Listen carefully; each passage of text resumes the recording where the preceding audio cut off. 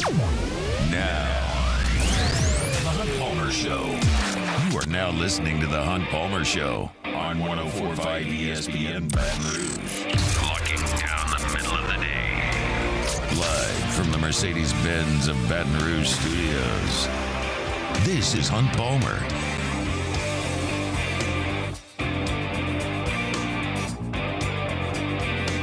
Welcome in. Hunt Palmer coming to you from the Mercedes-Benz of Baton Rouge studio downtown in the capital city on this Monday. Hope your work week's off to a good start. Appreciate you hanging out with us. Got Jacob Beck and Casey Gaines back there on the ones and twos. Lots to get to between now and 3 o'clock. Denton Day with us as he always is on Mondays to talk college football at 1:30. Got some thoughts on the New Orleans Saints, LSU and Kansas State on the basketball court on Saturday. Katherine Terrell is going to join us in the second hour at 2:15 to talk a little bit more Saints. I've got some thoughts on the direction of LSU's running back situation as well in hour number 2. So plenty to get to, and we appreciate you making us part of your day here on 104.5 ESPN Baton Rouge. Obviously, Saturday night, very, very cool moment for Jaden Daniels, for Brian Kelly, for the dozens and like lots of people over at LSU that put a lot into Jaden Daniels getting where he got. And then it was a great moment for the LSU fan base to kind of throw its arms around its third Heisman Trophy winner as Jaden Daniels took home that award in a fairly close vote on Saturday. Kudos to Matt Moscona for getting up there and delivering new coverage on Friday and Saturday from the Big Apple. So that was cool that our station was able to be there as well. And I just I enjoyed every minute of the entire ceremony. I think that's 97% because my school and the school that I cover and love had the eventual winner there. But I just thought it was really awesome. And I've been pulling for LSU for about 30 years. And for the first 25 of those, this wasn't a thing. Like it was guys from Ohio State, guys from USC, guys from Oklahoma winning this award. And Joe Burrow changed that in 2019, and Jaden Daniels walked right through that door again and won it in 2023. And so I think it's a huge deal for the program to have two Heisman Trophy winners in such a short window. You could never convince me that that's not a big deal on Lincoln Riley's resume, and I think it's a big deal as far as the brand of LSU goes, and specifically the football program and quarterbacks who are transferring that can be put into a situation like this. And Jaden just excelled from start to finish. And I think there are a lot of different opinions on what went into winning this award. A lot of times we see this award as a slam dunk. Joe Burrow was a slam dunk. Cam Newton was a slam dunk.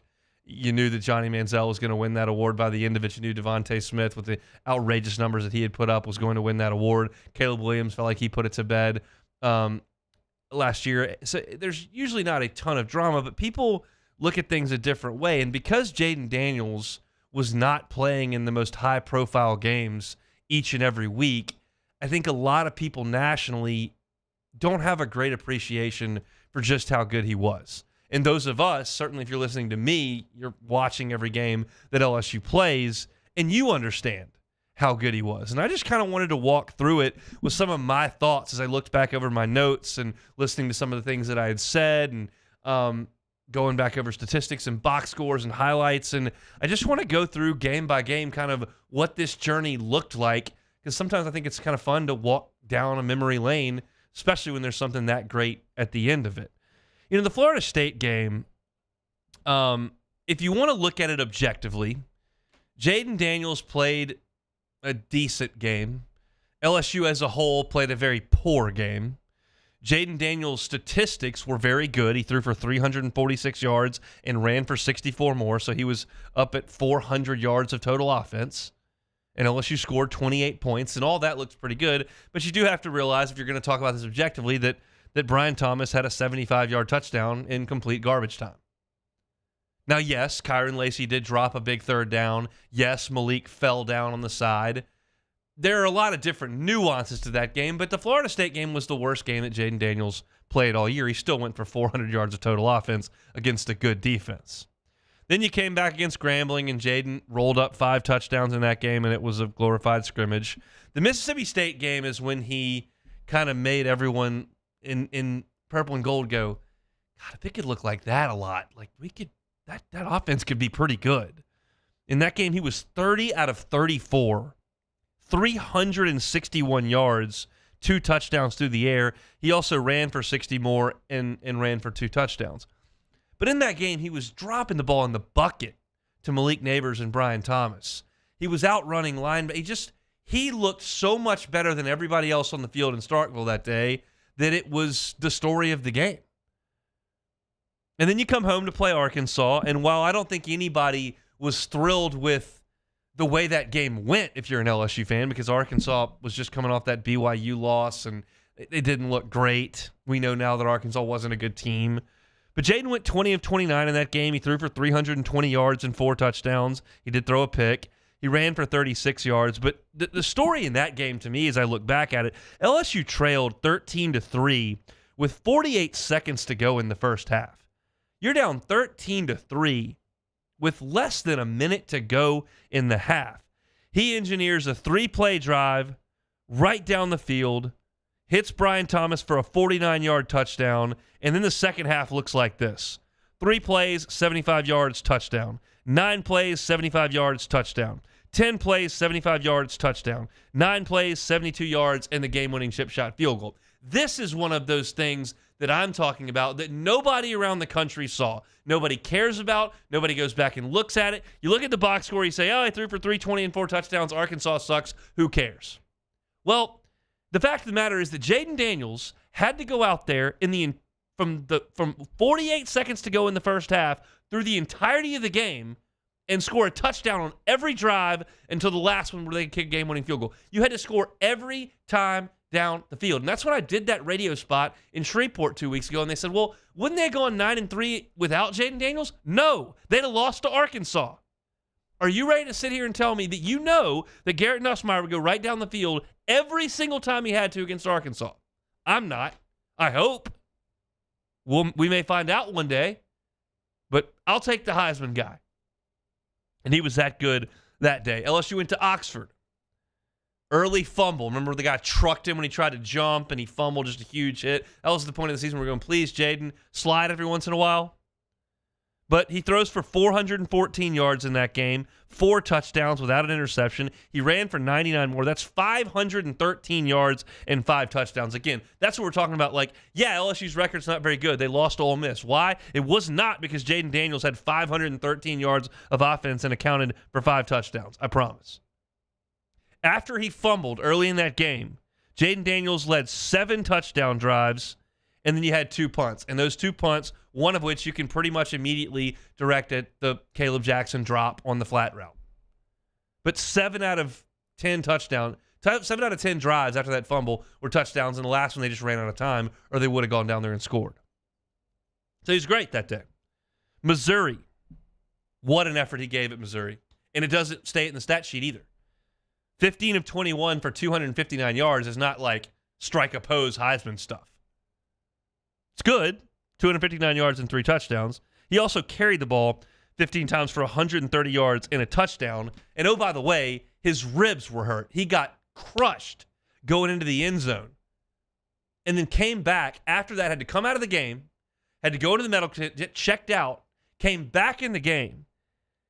And the play of that game, and we'll go to the audio here of that, was a 3rd and 3 at the Missouri 35-yard line. LSU trailed by 5, and Jaden Daniels is hurt.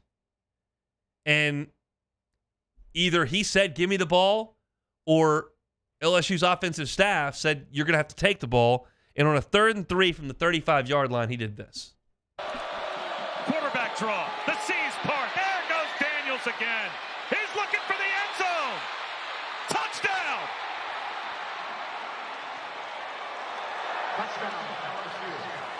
Oh, man. And if you watch that video, for those that aren't watching on YouTube, he's crawling, trying to get up out of the end zone. He's hurt so bad. He runs 35 yards through the entire defense and around the second level and scores a touchdown. Ridiculous stuff from Jaden Daniels that day, under the gun, behind in the game, and hurting. He was that good. Auburn, 20 of 27 in that game for 325 yards and 3 touchdowns. He carried it 11 times for 93 yards. if LSU had a good defense this year, LSU usually had, I'm not giving you if they were just average, if they had a good defense this year, that's what every game LSU played would have looked like. 48-18, he goes for a bajillion yards, in this case, over 420, and they win by 30. Like, that's what it would have looked like if LSU's defense was good, but it only looked like that one time this year. Against Army, 11 of 15, he throws for 279 and 3 scores. The play of that game was when he rolled out to the right, about to go out of bounds, and flips it over the top to Brian Thomas in stride for the longest play of the season, 86-yard touchdown. He only ran for 6 yards in that game, so for he just compiled a bunch of stats against nobody. I mean, against Army, he ran for 6 yards. I don't know how much stat compiling that was. I could look at Georgia State, and we'll get there, but you should point it all out if you're going to point some of it out. Then they go to Tuscaloosa, and just like Joe Burrow to Jamar Chase in the first drive of that game for a touchdown, he announces his presence on that scene in Tuscaloosa with the 46-yard touchdown over the top to Malik. Alabama led 21-14 with a minute and a second left to go in the second quarter. And at that point, you're probably thinking, okay, you're only down a score, and you get the ball to start the second half, so you don't have to force the issue. LSU had the ball at their own 25, and then Caleb Jackson made a catch for 1 yard and got tackled, and the clock ran down to 36 seconds. So LSU had the ball at their own 26-yard line with 36 seconds to go. And what does Jayden do? He runs for 40 yards through the Alabama defense and gets you into reasonable situation with 13 seconds left to go in the half. LSU, with those 13 seconds to go, was at the 26-yard line.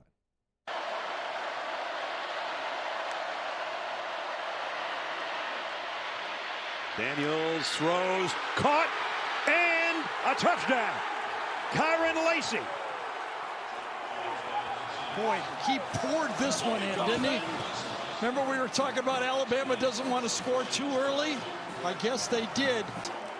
It's 36 seconds to go. He makes that play, but before that, a minute to go, nobody would go for that.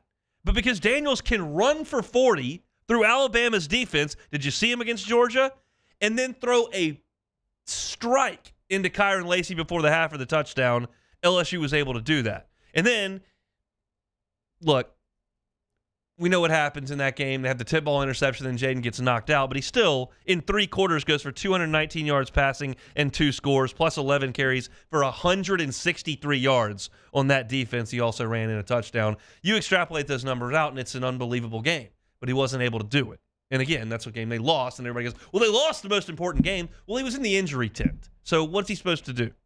But he comes back against Florida, and in my opinion, when you look at this game, people say, well, he didn't have a Heisman moment. I say, BS. He did have a Heisman moment. He had a couple of them, and they came against the Florida Gators. The first came midway through the second quarter.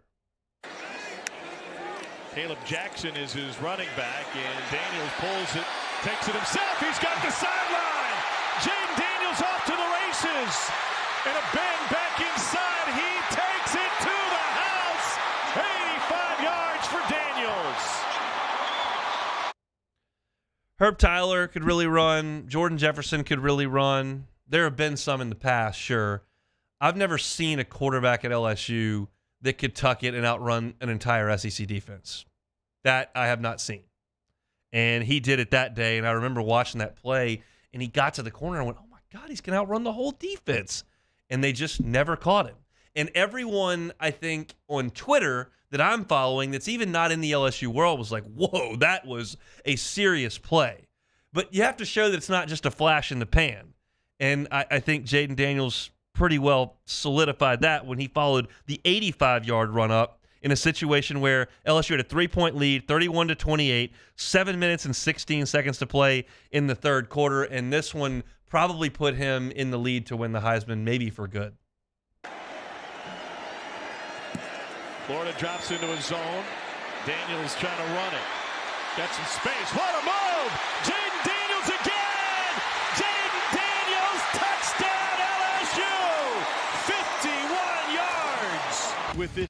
The 85-yarder might be more impressive just looking at the sheer speed and what he showed he could do there. That one from 51 was the most beautiful play he made all year. He's weaving left and right. The Florida defenders are all over your screen, but none of them get close, and he's finding blockers and finding his way into the end zone. And that night, he did something no one in the history of college football has ever done. He threw for 372 yards and 3 touchdowns without an interception, which is brilliant on its own. And then he ran it 12 times for 234 yards and 2 touchdowns, which is brilliant on its own. He did them both. And no player in college football this year was equipped to do anything like that. None of the guys with him in New York, none of the guys that didn't make it to New York, nobody was equipped to do that night against Florida. And he did. And they made sure they fed him against Georgia State. 25 of 30 for 413 and 6 touchdowns. Then he ran for 2 more. He had eight touchdowns in that game. And they called that game to help him win the Heisman Trophy. And he made the plays that a Heisman Trophy winner would make. Because he did that against those teams doesn't take away from what he did against Florida, what he did against Bama. Doesn't take away from what he did against Arkansas and Missouri. It's just part of the season. And great players are going to make bad teams look bad. And he did. And then against Texas A&M, the Aggies lead 24-14 early in the third. That's a 10-point lead early in the third quarter. And LSU scored 28 points in the second half, 3 of which were on absolute dimes into the end zone by the eventual Heisman Trophy winner. An absolute pleasure to watch from start to finish. A deserving recipient and truly one of the greatest players in the history of LSU football. Like Joe, it was quick, and we didn't know him when he was 16, 17, 18. Not like Leonard Fournette in that way where you knew about him when he was a freshman. You had to get him. You fought the recruiting battles. You got him in. You saw him develop. These guys kind of showed up, and it feels like in an instant they were gone. But that doesn't diminish the legacy in any way to me. Just a spectacular year to watch Jaden Daniels, and it was a treat to watch him lift the Heisman Trophy. That's something that he'll have the rest of his life and something this LSU football program will have forever as well. So tip of the cap to 5. JD5, the Heisman Trophy winner. We've got a lot more to talk to here on this Monday edition of the Hunt Palmer Show. Come back with us. You are now listening to the Hunt Palmer Show. This holiday season, all your wishes are coming true on FanDuel. It's America's #1 sportsbook. Right now, new customers get $150 in bonus bets with any winning $5 money line bet. That's $150 if your team wins. Been thinking about joining FanDuel? No better time to get in on the action. The app's easy to use. There's a wide range of betting options, including spreads, player props, over-unders, and much more. So visit FanDuel.com/1045ESPN and kick off the NFL season. FanDuel, official partner of the NFL. Must be 21 and present in Louisiana. First online real money wager only. $5 pregame money line wager required. $10 first deposit required. Bonus issues and eligible bonus method expires 7 days after receipt. See terms at sportsbook.fanduel.com. If you're someone who has a gaming problem and wants help, call 1-877-770-STOP. Our listeners fire off their opinions on the jimsfirearms.net hotline at 499-1045. Keep listening for your next chance to shoot us your thoughts with the jimsfirearms.net hotline on 1045 ESPN Baton Rouge.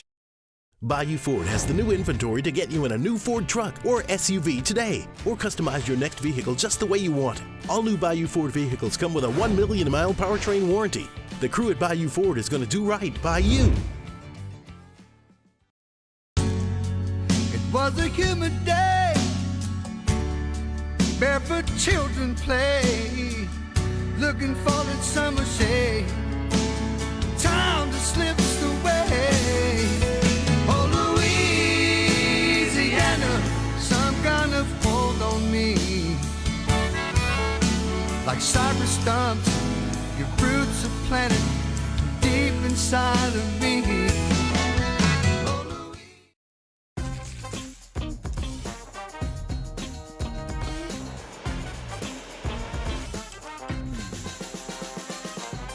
The best kept secret in town is out. Discover Tallulah at the Renaissance Hotel on Bluebonnet. His name was King. He had a horse along the countryside. I saw him ride. One day they found him. Life in Louisiana is a song. A symphony of sound, colors, and movement. Life is here, now. For life's moments, big and small, always there. The right card, the right care. Bayou Chrysler Dodge Jeep Ram has $20,000 off MSRP on new 23 Ram 1500 trucks. $20,000 off plus no payments for 90 days on new 23 Ram 1500 trucks. All with Bayou's 1 million mile warranty. The crew at Bayou Automotive is going to do right by you.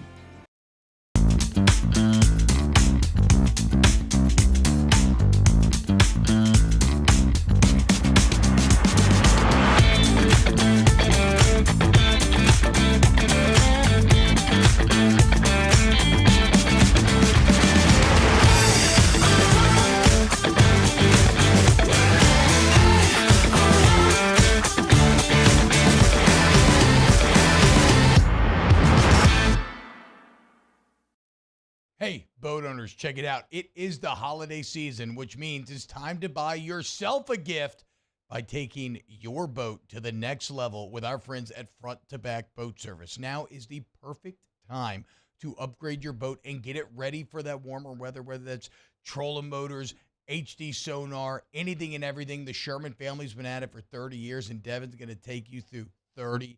Haniger joined me and Jimmy Ott for the Tuesday edition of Live at Lunch. We're at Mike Anderson Seafood, Wesley at Nicholson. Andy Iska will be among our guests. Live at Lunch, 11 a.m. weekdays on 104.5 ESPN Baton Rouge.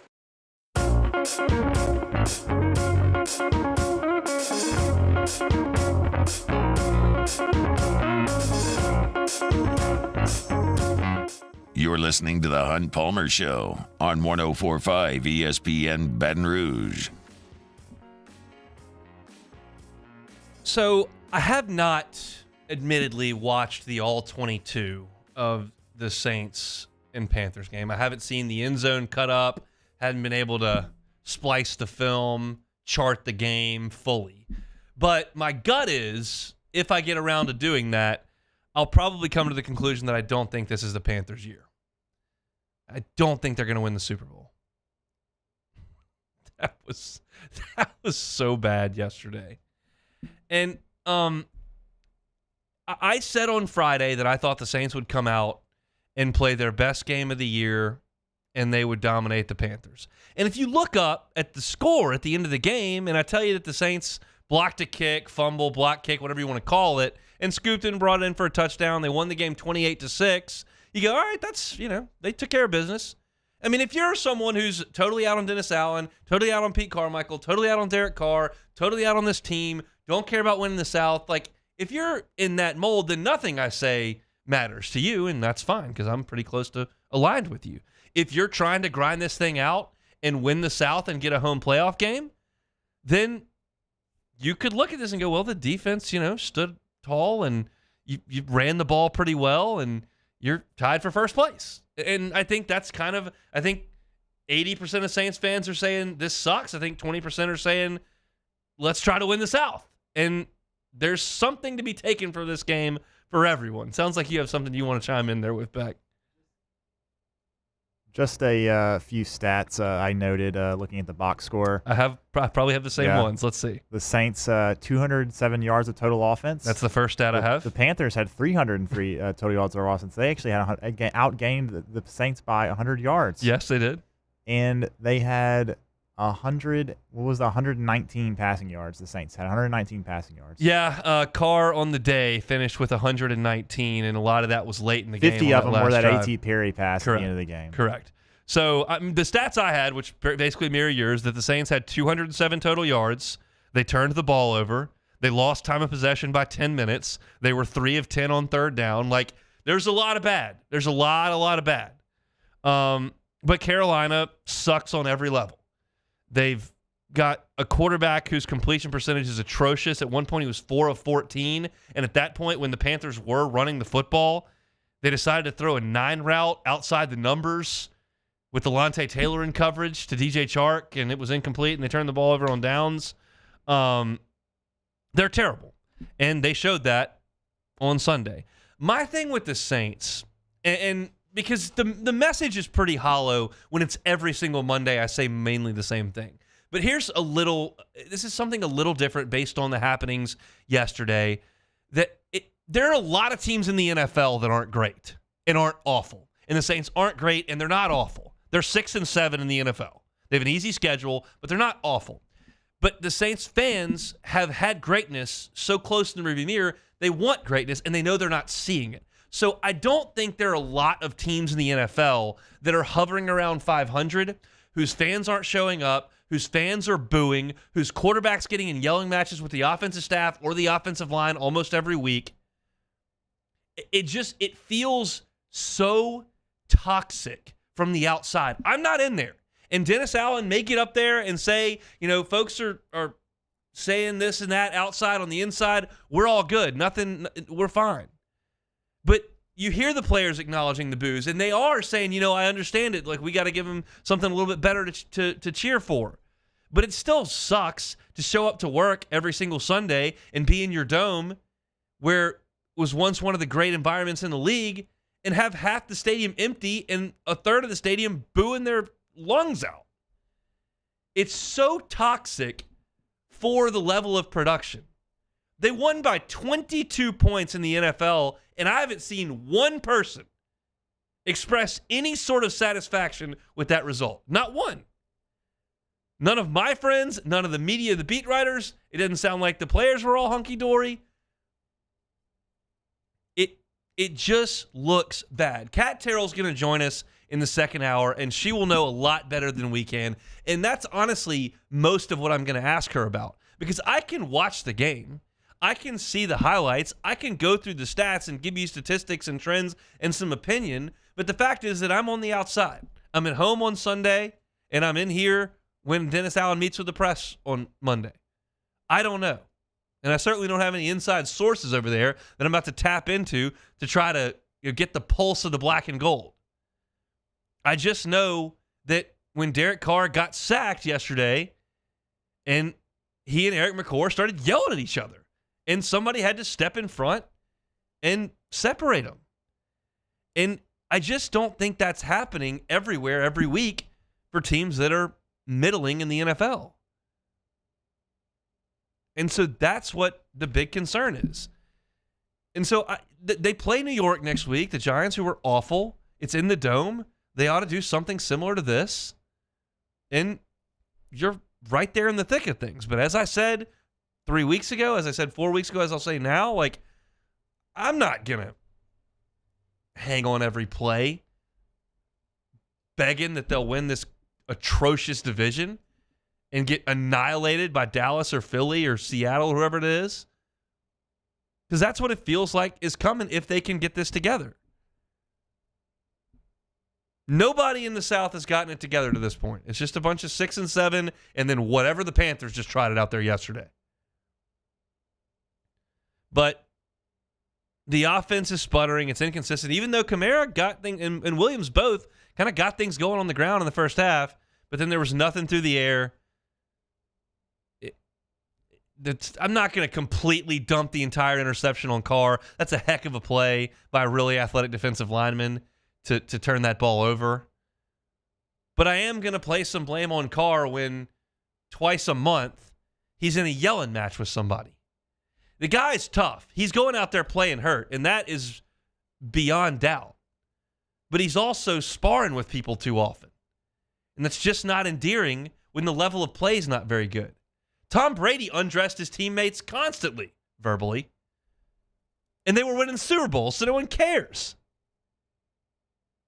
You do that when your offense isn't performing and you're completing 40% of your throws and you're turning the ball over and throwing for 119 yards on the worst team in the league. It just doesn't play. So thanks to Carolina for being a dumpster fire and handing the Saints a win. Hopefully the same thing can happen with New York next week, but I'm just curious about the vibes and the energy and the relationships and the synergy in the organization as opposed to, hey, can you eke this thing out at 8 and 9? That's not really where our head is. Curious to see what Kat tells us in hour number 2. So Monday edition of the Hunt Palmer Show. We'll come back with Denton Day next. The Hunt Palmer Show. One Bath and Closets. Tell you about them every day. OneBathAndClosets.com is the website. David Duvall and his team have been redesigning and remodeling bathrooms and closets for 30 years. If you love your interest rate, love the location of your home, but it's aging a little bit, you're just not wild about the setup, let David Duvall and his team come in and revitalize your home. Spend a lot of time in the bathroom. Make it gorgeous. Make it more functional. If you don't use your bathtub, you don't have 2-year-old Myers Palmer splashing around and throwing balls in the bathtub, you don't ever use it. We'll take it out. Tub to shower conversion. Put in a glass shower, changes the functionality and the look of your bathroom. Maybe it's that. Maybe it's a full-scale renovation. One Bath and Closets can do that too. Go to onebathandclosets.com. Check out that free consultation on the website. You can see testimonials, pictures of their great work. It's onebathandclosets.com. Onebathandclosets.com. In times of need, get a full list of phone numbers, websites, and other important emergency information on the Demco Stormwatch page at 1045ESPN.com.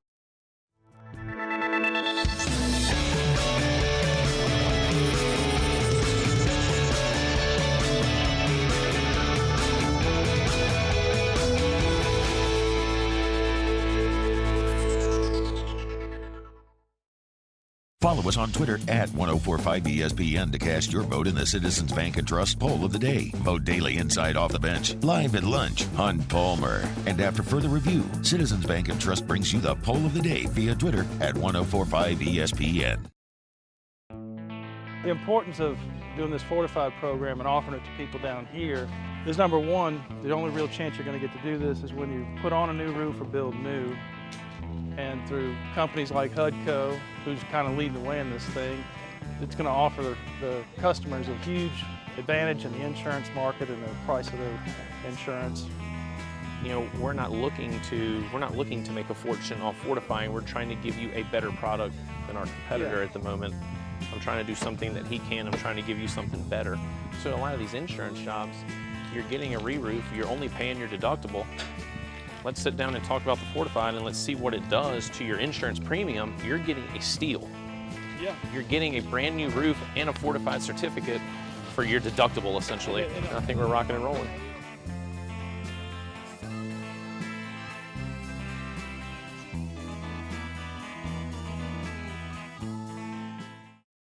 Electricity is all around us, and our families depend on it. Every day is sparked by the power of a cold drink or a warm meal, a movie night, and a comforting light at the end of a dark hallway. From sunrise to sunset, playtime to bedtime, our team is ready to take care of your electrical needs. Even in the case of an after-hours emergency, the light in your life shines brighter with Mr. Electric. Hey, boat owners, check it out. It is the holiday season, which means it's time to buy yourself a gift by taking your boat to the next level with our friends at Front to Back Boat Service. Now is the perfect time to upgrade your boat and get it ready for that warmer weather, whether that's trolling motors, HD sonar, anything and everything. The Sherman family's been at it for 30 years, and Devin's going to take you through 30 more. Find them on Facebook at Front to Back Boat Service or go to fronttobackboatservice.com. I've been doing business with Luba for 25 years. They're dependable, trustworthy. It's just the attention to detail with our clients. Our folks have years and years of experience. They're highly trained professionals, but many companies have that asset. What I'd like to think makes Luba a bit different is that we use those talents in a way that truly is.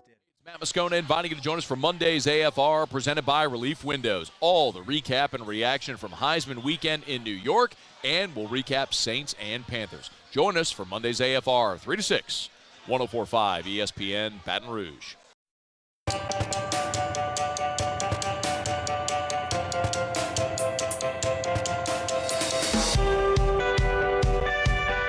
This is the Hunt Palmer Show on 104.5 ESPN Baton Rouge. Every work week's off to a good start. Thanks for hanging out with us here on 104.5 ESPN Baton Rouge. Hunt Palmer Show with you until 3 o'clock. Every week at this time, we head out to the Jim's Firearms Hotline and chat with our guy Denton Day, Sirius XM's college football overtime. He's with us now. Denton, how are you? Hunt, what's going on, man? I'm good. Appreciate you having me. Absolutely. It's our pleasure. There's a lot going on because we got a new Heisman winner down here. It took a long time for LSU to get that second one just like a national championship, and then the third one came pretty quickly thereafter. Jayden Daniels wins it in a fairly close vote based on what the votes have been over the years. Your reaction to the Tiger quarterback winning the Heisman Trophy? I think the voters definitely got it right. I don't think I was as surprised as I thought I was going to be based on how close the vote was. As I woke up on Saturday and I was thinking about it, I was like, Michael Penix does have a pretty good claim to at least be second within a reasonable amount of distance, right? So I was glad that he got his love from the voters. I was surprised the discrepancy between Penix and Bo Nix. I thought people were all over Bo Nix, and it's clear the Heisman voters were not all over Bo Nix. But I'm happy for Jaden Daniels. They got it right. He was the guy that should have won. Then you're a little modulated, so I'm going to get back to hang up and call you right back. We got all that, but we'll reconnect with Denton here because I want to ask him about his kind of thoughts on Jayden as a Heisman winner and compared to those in the recent past, as well as his thoughts on the Biletnikoff and then bowl season kind of as a whole. I'm going to continue to take the pulse of college football fans on bowl season. Sam Hartman opted out today. The Notre Dame quarterback won't play. I'm assuming that Jayden Daniels is not going to play in LSU's bowl game. And it just kind of feels like it's something that I'd like to start having that conversation about after what LSU's last two bowls looked like on the field, because those of you listening are very well aware of what they looked like. They looked ridiculous on the field. And that's sad because I grew up going to the Independence Bowl every single year and looked forward to LSU's bowl games each and every year. And maybe there are still some that really enjoy bowl season. And maybe Denton's one of those guys, but we'll kind of get his thoughts on what he feels about that. But Denton, as you rejoin us here, how will you remember Jayden Daniels, the Heisman winner, in comparison to those in the recent past? Certainly not a national champion, but a guy that put together a heck of a season. It's interesting because they're not, this LSU team isn't as good. I don't think that should take away from Jayden as a player. And if you watch Jayden Daniels, it was very clear he was the best player in college football. And it was very clear if you watched LSU, their defense was that was the weak point. That was the weakest link on the team. So I think it's unfair to look at him and say that he's not as good as some of the guys we've seen in years past. I think he absolutely deserved the award. I think he balled out, and I think he was the right decision. Interesting. It was really cool to see LSU get that Heisman Trophy winner. It's a cool moment for the program as well. Malik Neighbors came up short for the Biletnikoff. Marvin Harrison Jr. wins it. Your thoughts on that award? I was stunned. I was stunned. I would have thought Malik Neighbors had a better claim to the Biletnikoff. I thought Roma Dunze should have been the guy to win it. I know Marvin Harrison Jr. had a lot of hype coming into the season because of the name. And because last season he was awesome, right? And he's still a great player. He's going to be a very highly drafted player in the NFL draft. But I don't know if I looked at him this season and say he was, one, as good as he was last year. I just don't think he was the best wide receiver in college football this year. I think it was name more than anything. I think Neighbors and Dunze had better claims to that part. We kind of saw this one coming down here, and this is an example that we all know very well, but just for your thoughts, it's Grant Delpit here was a phenomenal safety at LSU, and in 2018 he was the best defensive back in the country. He did not win the Thorpe Award that year. In 2019 he got hurt and didn't really play that great. They gave him the award anyway, and he was way better in 2018 than he was 19. I think it was kind of a lifetime achievement award for Delpit that season, and it kind of feels like Marvin Harrison got that this time around. Yeah, I agree. I think people came into the season with a perception that he is so far and away the best wide receiver in college football. Nobody can come close. And I think they kind of almost shielded themselves from the idea of a guy like Malik Neighbors, Roma Dunze, even if you want to extend to like Troy Franklin or Luther Burden III, there were so many great wide receivers. I just think people were so dead set on Marvin Harrison Jr. that they decided he was going to win from the jump. There's another award that some folks down in the Southeast were a little up in arms over. The SEC Coach of the Year goes to Eli Drinkwitz, and I saw multiple people on Twitter claiming that Nick Saban and Kirby Smart have better cases. If you were to vote for SEC Coach of the Year, however you see that award as being given, who would you have voted for SEC Coach of the Year? Who do you think did the best job? Well, so it's weird because I think this was one of the best jobs that Nick Saban has done as a head coach this year. But what was everybody's expectation of Missouri? Nobody thought they were making a New Year's Six game. No one thought they'd be in a place where they push Georgia right late in the season. Like, I think Drink was the right guy to win this award just based off of the expectations and what happened. We know that Alabama and Georgia are going to be good every single season. But I think not knowing that Missouri was going to be as good as they were, and then them being this good and consistently being good for the entirety of the season, I think that was the right decision by the voters. Drink should be the guy to win that. All right, we're creeping up on bowl season here as Army-Navy's in the rearview mirror, so bowls are what we have left. I've made my thoughts on bowl season pretty clear. I'm curious what yours are as we get into some weeknight football.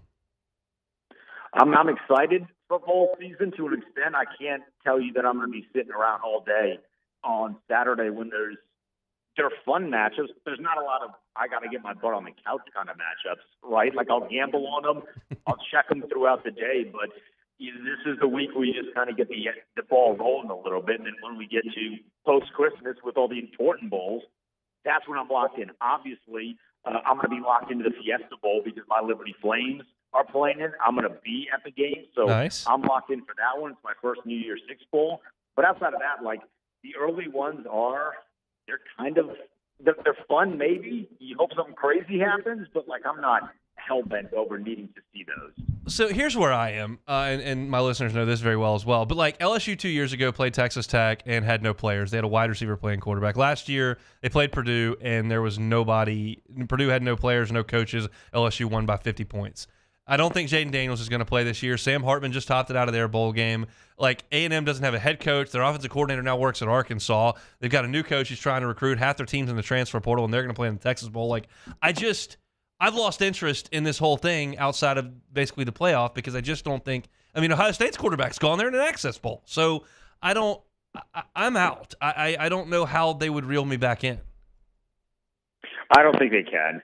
I don't think they can. The only saving grace for me at this point is that it's kind of like an early spring game, so you get to see some guys that you're going to see next season, and it's a little bit of a preview. But I don't know if that's – you have to really come to the conclusion that's what it's going to be because we've been so used to getting matchups that we never normally get, especially in the bigger bowl games. So the opt-outs definitely hurt, but if you kind of shift and look at it, well, this is the preview for next year, that to me has made it a little more fun. It's football, and it's gambleable, and it's there, so people will watch it, and that's why I think they'll probably continue. But as far as LSU goes and me trying to – you got to get that 10-win season. We'll see what happens when they get to play Wisconsin. I'm just more curious to see what Garrett Nussmeier does if he does get the start. So we'll talk about it down the road. We'll talk next week. Thanks, Denton. All right, appreciate it. Thanks. Denton Day, college football overtime on Sirius XM. I'm going to do a little bit of NFL at the end of this hour, so let me just get into the Malik Neighbors, Marvin Harrison Jr., Biletnikoff thing. I'm irritated a little bit by some media outlets and those that cover LSU that are just 100% rah-rah all the time. Like, that to me is a little disingenuous.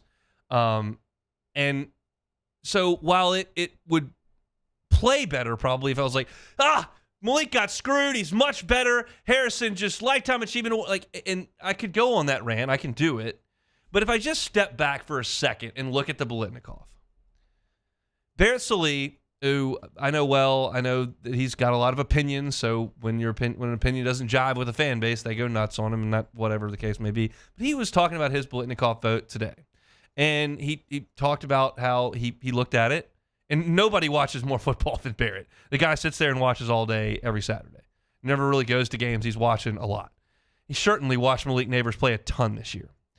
And his explanation was, look, if I look at what Malik Neighbors did, which was brilliant, and I look at Marvin Harrison, if you take Marvin Harrison off of Ohio State's team, and you got Kyle McCord throwing to Joe receiver, like, it doesn't go very well for them.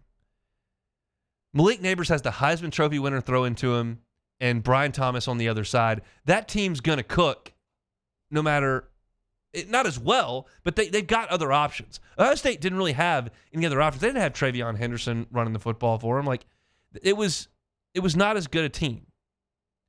And I'm okay with that explanation. I don't agree 100%.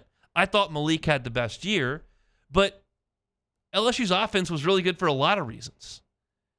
Ohio State's quarterback just transferred And LSU's just got given the best trophy we have in American sports.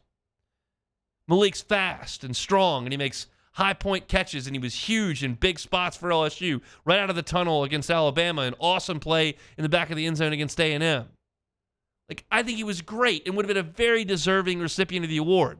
Do I think Marvin Harrison robbed LSU of the award? No. Do I think Marvin Harrison was in no way deserving the award? No. He had a great year. He's awesome.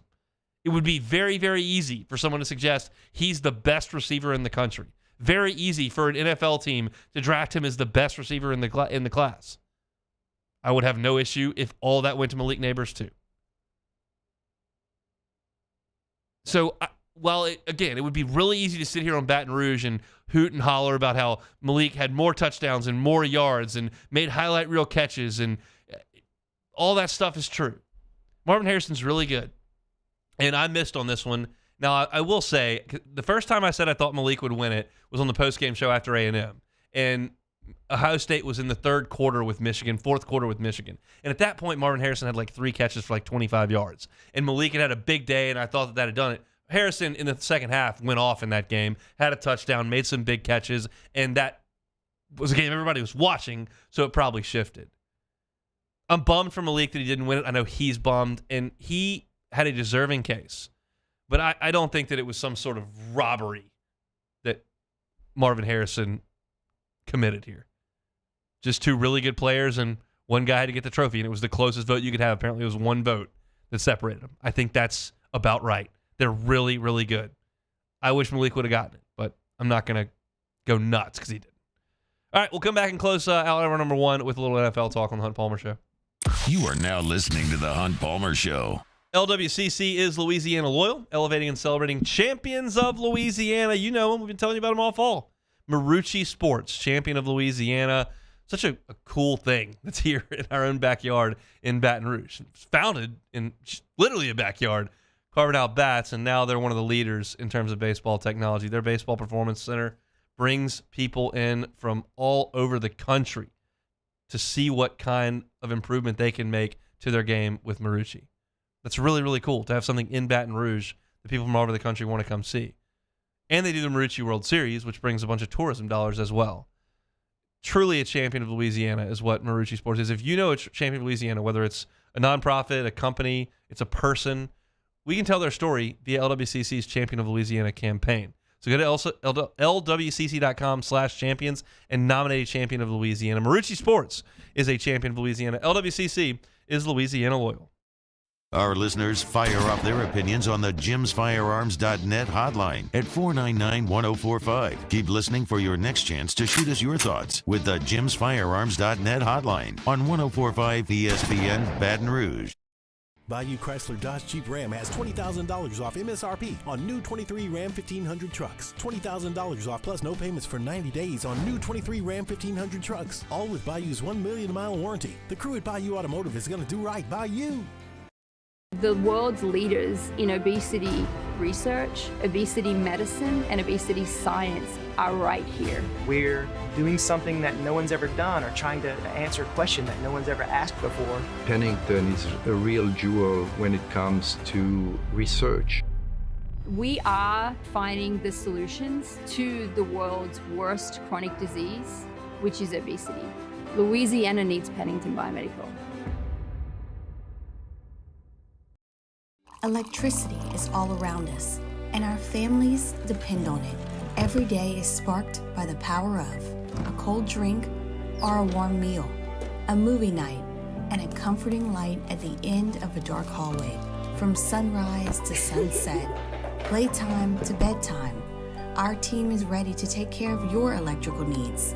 Even in the case of an after-hours emergency, the light in your life shines brighter with Mr. Electric.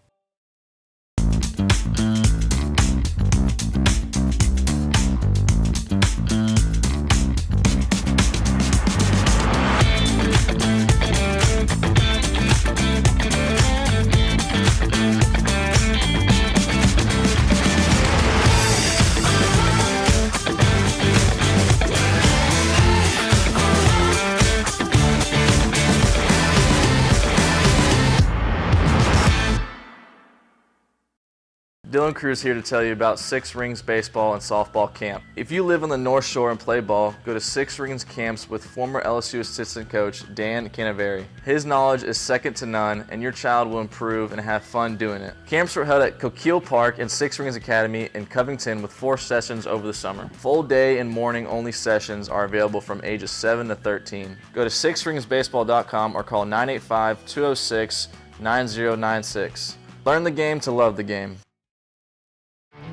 There it is, the extra mile, on the border of expected and extraordinary for those willing to go further, like vans customized for work or play, with safety and tech to keep you connected, supported by a 5-star sales, service, and finance team, and backed by the 1-star you know.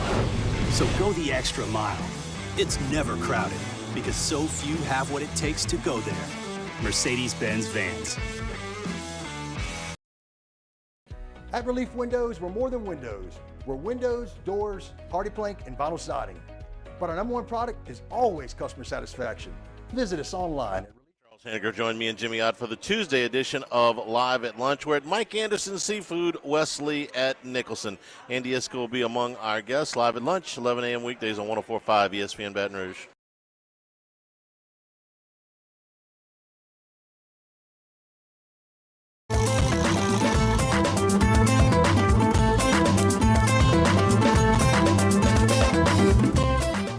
You're listening to the Hunt Palmer Show on 104.5 ESPN Baton Rouge. Just a couple things on the NFL as we close up hour number 1 here. And Kat Terrell is going to be with us talking Saints in hour number 2, about 25 minutes from now. Obviously the big issue yesterday was Kadarius Toney being lined up off sides, and then the Kelsey lateral and all that. And Mahomes blew a gasket, and he talked about it a lot after, and that they're making mistakes every single week and all this kind of stuff. And then Andy Reid got to the podium today and said, he was maybe 2 inches off sides, which to me is like, that's the end of the conversation. He was 2 inches what? Off sides? Like, this is a pretty cut and dried rule. This is not like some subjective roughing the passer thing. Like, you can't stand there. That's the rule. You can't. And we can't just be flippant about when we're going to enforce that and when we're not. We can't let defensive ends do it. We can't let offensive linemen do it on 4th and 1. We can't have wide receivers line up off sides. And they have a foolproof way of getting this right. You go out to the slot and you point to the side judge or the guy at the line and you go, hey, am I good? And they go, yeah. And if you see the wide cut of the film at the top of the screen, Kelsey does that. He points, and the guy's like, yeah, and he's good. And they do that on every snap. And Kadarius Toney didn't do it, and he lined up off sides. It was against the rules. There is no discussion. And also, how's the official supposed to know when Kadarius Toney's lined up off sides that Kelsey's about to pull something out of his hat and throw a backwards lateral for a touchdown? He doesn't. This was very obvious. So I don't see the big beef on it. I wanted to quickly, and I'm not going to spend like a whole segment on this. I got 3 minutes left here. The amount of teams I think can win the Super Bowl now that we're in the middle of December, I've got it at 7. I think the Dolphins can. I think the Bills can. I think the Ravens can. I think the Chiefs can. I think the Cowboys, Eagles, and 49ers can. That basically leaves out the NFC South, the NFC North, and that includes Detroit. If you look at Detroit, I know they lost to the Bears yesterday, and that was ugly, but this has kind of been a month-long thing. They eked by the Saints by 5. They got beat by the Packers at home. They beat the Bears by 5. And they won at the Chargers by 3. Like, they're playing a lot of close games, and some of these teams aren't very good. The Bears are not very good. The Saints are not very good. And the Packers, while playing better, are not great. So I'm not buying into the Lions right now as a Super Bowl contender. I'm also not going to buy the Browns. Nice story. You are 8-5. You've had 4 quarterbacks win. Flacco's 38 and having a ball out there. But no, I'm not going to buy that. I do think the Dolphins can do it. They're terrifying. I think Buffalo can do it, even though they're 7-6. You saw what they could do yesterday, and I do think the Chiefs are very good. Buffalo, while I wouldn't pick them, I'm not going to eliminate them from the pack. The Ravens absolutely can win it. I'm not buying Jacksonville right now. Lawrence is going to be banged up for a little bit, and they're good. Do I love them? No. And all these injuries to quarterbacks across the league have really, changed things up. as we saw last year with the Bengals offensive line being mangled and Mahomes on one leg, like it's kind of a war of attrition when you get to this part of the calendar. And right now, obviously, it feels like the Cowboys are playing as well as anybody. That was an impressive win last night. They're 10-3. They've won 5 in a row. And then you always look at what the Dolphins are doing and feels like they're just a team you don't want to play. And if they can get home field and get everybody down into Miami where it's warm and they can do this stuff, they're going to be a handful for anybody in that conference. So quick NFL look there, just some storylines from yesterday we wanted to take a peek at. In hour number 2 coming up, we will talk LSU Kansas State from Saturday. I've got one big takeaway from the game and just kind of putting things in a big picture look. Katherine Terrell is going to be with us at 2:15 talking Saints. I just want to hear from her, like, what the vibes are around that organization day to day, because she's always there. And then at 2:30, you won't want to miss this. I feel really good about where LSU is at running back right now moving forward, and I haven't felt that way in a couple of years, so we'll dive a little bit deeper into that. We're going to pause for SportsCenter. We'll come right on back. You're listening to the Capital City's leader in sports talk. That, of course, is 104.5 ESPN Baton Rouge.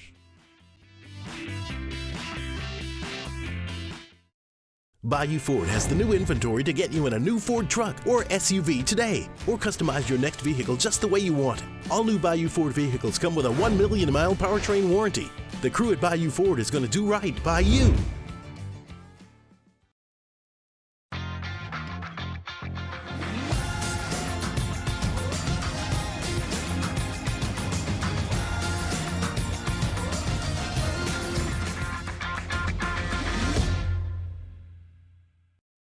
Hey, boat owners, check it out. It is the holiday season, which means it's time to buy yourself a gift by taking your boat to the next level with our friends at Front to Back Boat Service. Now is the perfect time to upgrade your boat and get it ready for that warmer weather, whether that's trolling motors, HD sonar, anything and everything. The Sherman family's been at it for 30 years, and Devin's going to take you through 30 more. Find them on Facebook at Front to Back Boat Service or go to fronttobackboatservice.com.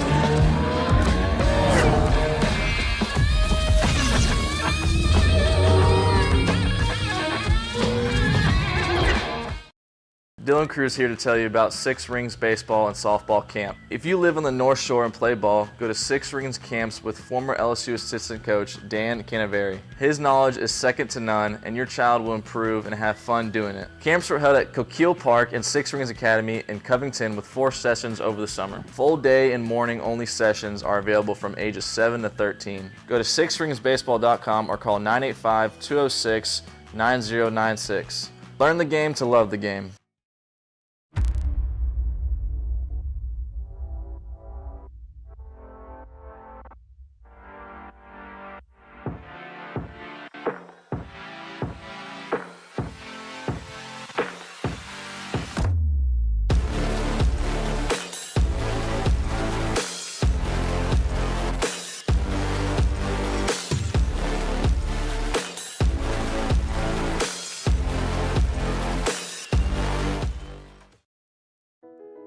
I've been doing business with Luba for 25 years. They're dependable, trustworthy. It's just the attention to detail with our clients. Our folks have years and years of experience. They're highly trained professionals, but many companies have that asset. What I'd like to think makes Luba a bit different is that we use those talents in a way that truly is dedicated to serving the needs of the folks who depend on us. There it is, the extra mile, on the border of expected and extraordinary for those willing to go further, like vans customized for work or play, with safety and tech to keep you connected, supported by a 5-star sales, service, and finance team, and backed by the 1-star you know. So go the extra mile. It's never crowded, because so few have what it takes to go there. Mercedes-Benz Vans. Electricity is all around us, and our families depend on it. Every day is sparked by the power of a cold drink or a warm meal, a movie night, and a comforting light at the end of a dark hallway. From sunrise to sunset, playtime to bedtime, our team is ready to take care of your electrical needs. Even in the case of an after-hours emergency, the light in your life shines brighter with Mr. Electric.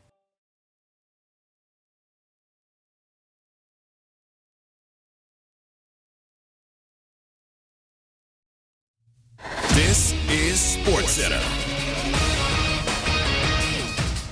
I'm Christine Lisi. Chargers quarterback Justin Herbert seeing two-hand specialists today for his fractured right index finger. Then the team will make a decision on his status for Thursday night against the Raiders. Steelers start Mitchell Trubisky at quarterback in place of the injured Kenny Pickett Saturday at Indianapolis. With his performance in the 20-point win over the Eagles, Cowboys quarterback Dak Prescott's emerged as the favorite to win NFL MVP, plus 160 per ESPN bet. Dak's in the best stretch of his career, 23 touchdown passes, only 2 picks his last 8 games. ESPN NFL analyst Ryan Clark. When you look at what Dak Prescott has done since the San Francisco 49ers game, if we weren't thinking about who we had a perception of Dak being coming into this season, we'd be talking about him in that Patrick Mahomes sort of air. He's been that sort of quarterback. Ryan Clark on Get Up. The questions for Dak do come in the playoffs, where he's 2-4 lifetime, and Dallas has not gotten out of the divisional round. Heisman Trophy winner Jaden Daniels of LSU headlines the AP All-America team. The SEC, the conference with the most first-teamers, with 9.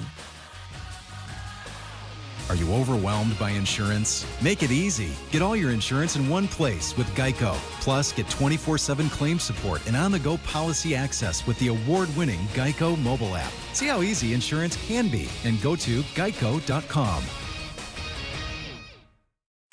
Ladies and gentlemen, may I direct your attention to something quite extraordinary?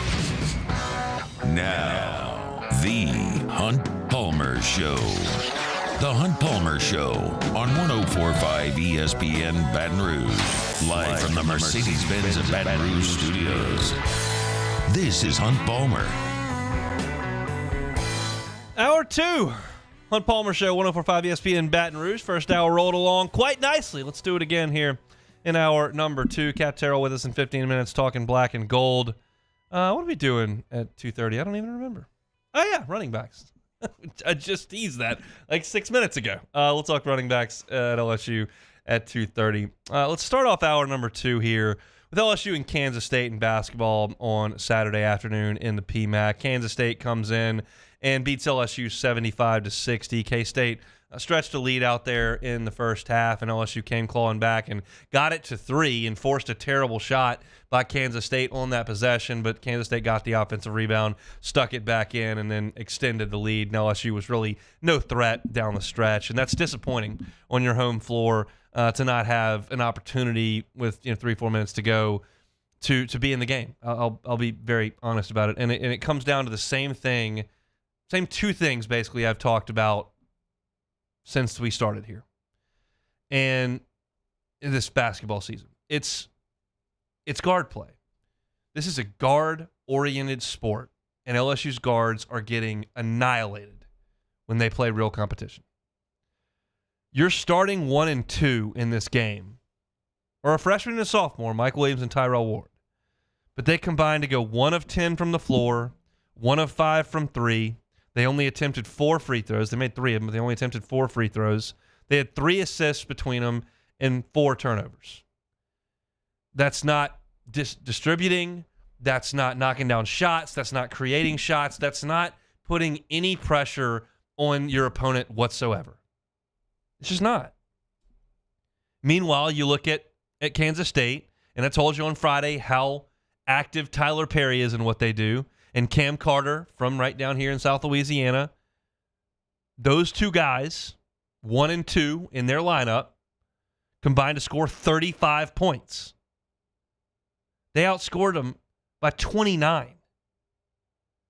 They went 10 of 10 from the free throw line. They dished out 10 assists. Now, they had 8 turnovers, which is a big number for your 1 and 2. But those 2 guys ran the show for Kansas State, and LSU doesn't have that. Now, Jordan Wright played pretty well at the 3, and he kind of matched Arthur Kaluma at the 3. Kaluma had 17 points on 6 of 8 shooting. He was very good. He grabbed 11 rebounds. But Jordan Wright was pretty good in his own right, not to use an awful unintentional pun there. But Wright finished with 19 points. He shot better than right around 50% from the floor, 6 of 14. He was 50% from the three-point line at 3 of 6. He was okay. But this sport demands that your guards play very well, and LSU's are overmatched. And they're overmatched from an offensive perspective, which is what I just dished out to you, and they're certainly overmatched in a defensive perspective. If you just go to YouTube and look at the highlights of this game, I mean, you could have watched it in person, but if you go to YouTube and watch the highlights of this game, when Kansas State is creating something, it's usually off the bounce and winning. Now, they hit a deep 3 or 2, and they did hit a couple fall-away jumpers that were pretty impressive, but most of the time, they're just winning off the bounce. LSU's defense is not very good. And Tyrell Ward has got a lot of skills. He can really shoot. He's rangy and long. He's got length and quickness and athleticism. He's not a good defender. And far too often, guys just get right by him. And to me, I'm looking at this, and Imwani Wilkinson played 7 minutes. He is a decent defender. I'd like to see some more minutes from Imwani. He's got his limitations.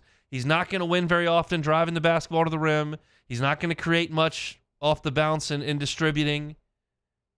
But neither is Tyrell, and he is going to make some shots like Tyrell can. They've got to do a better job on the perimeter of defending some guys. And I'll go, and that's it for LSU and Kansas State. They didn't play well, and they got beat by 15, and that's disappointing. Played Syracuse and Kansas State in 2 of your big non-conference games, one on the road, one at home, and you got knocked off by double digits in both of them. But 2 things. One, which one do I want to do first here? Because they're both big picture. For this team, we'll start with this team, big picture. I never expected this team to go to the NCAA tournament. I did not expect them to be in the top half of the SEC. I don't expect them to go 2-16 in the league, although it's possible. What is important to me when evaluating this team is that they improve from now to the beginning of March. There needs to be improvement. Mike Williams needs to be better than he is right now. Jalen Reed needs to be better than he is right now. Carlos Stewart needs to be better than he is right now. Those guys who could theoretically make up a nucleus of next year's team need to show me improvement. That's important. As important to me as a lot of wins and losses. I know no fans want to dive into that, but I'm not going to do a lot of win and loss with this group because they're not going to the tournament. It's not a resume builder. What does it look like? Get better, improve. That needs to happen. Year 1, I say wash. Year 2, show me some improvement. Year 3, let's roll. That's kind of where I am. And right now, they're not very good. They're not blowing out the bad teams on their schedule. They're not competing with the good ones. That's not a good start. It needs to get better. How does it get better? What did we just watch for that 6 years? It's simple. Your baseball coach says it for anyone to hear it. How do you win? How do you get to Omaha? You need pros. You need big leaguers. How do you win basketball games? How do you get to the tournament? How do you get to the Sweet 16? You need pros. Skylar Mays, pro. Naz Reid, pro. Trendon Watford, pro.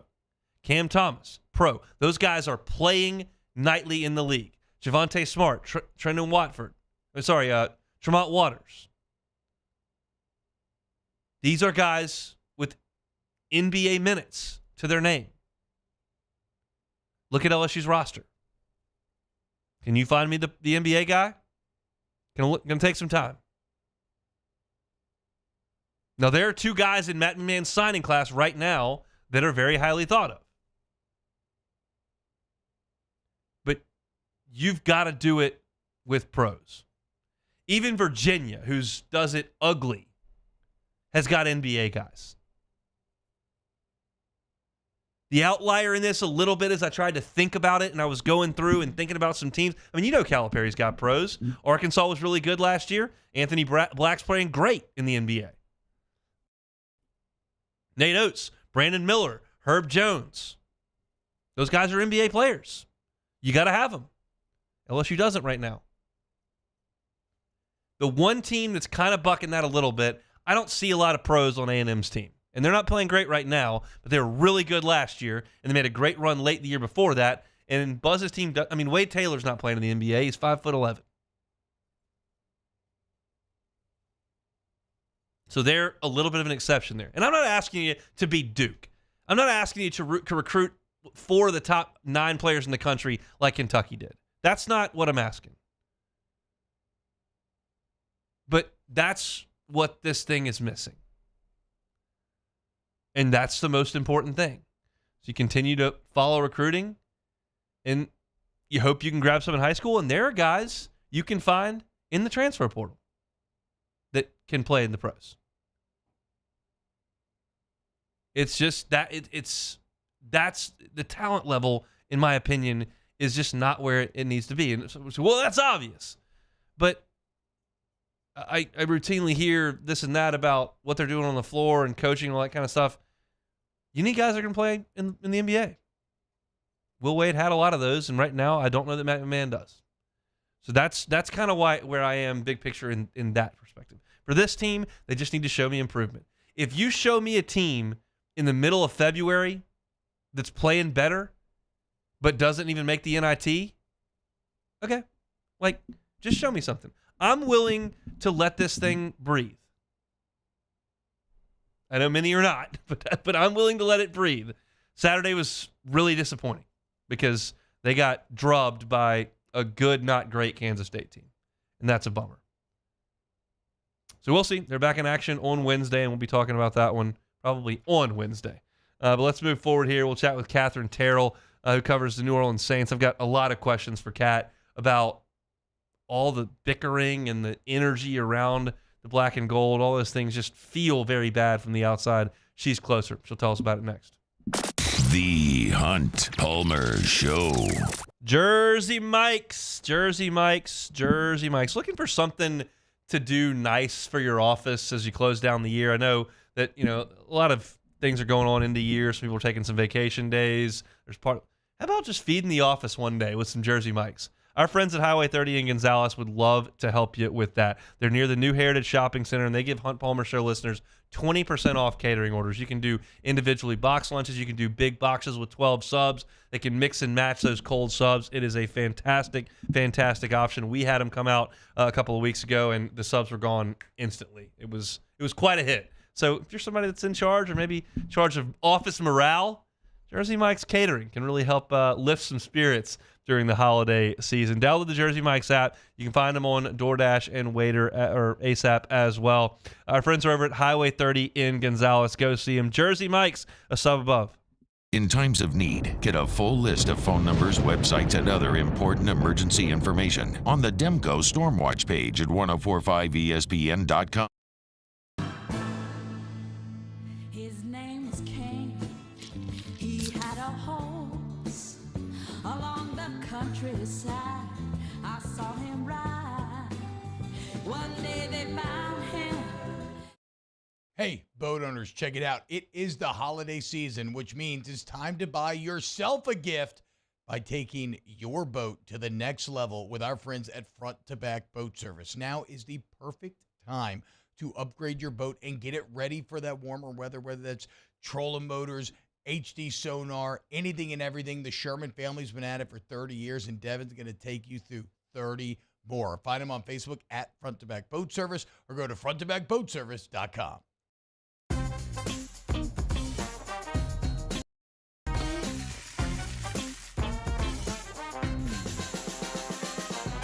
The best kept secret in town is out. Discover Tallulah at the Renaissance Hotel on Bluebonnet.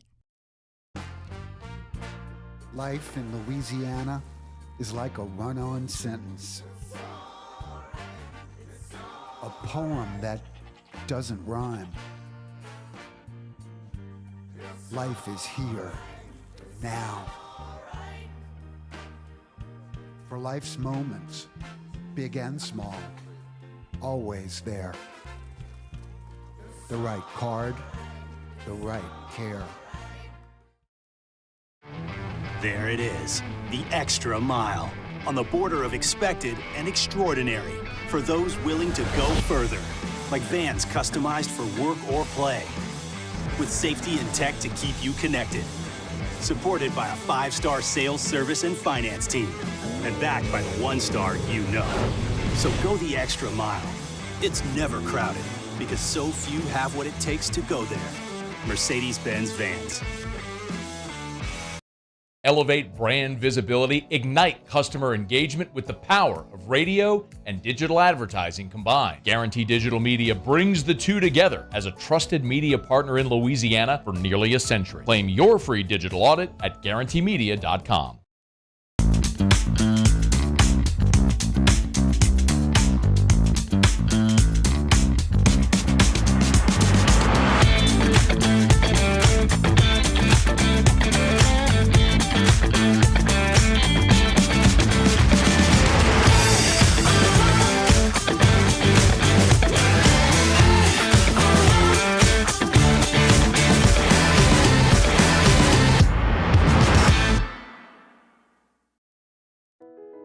I've been doing business with Luba for 25 years.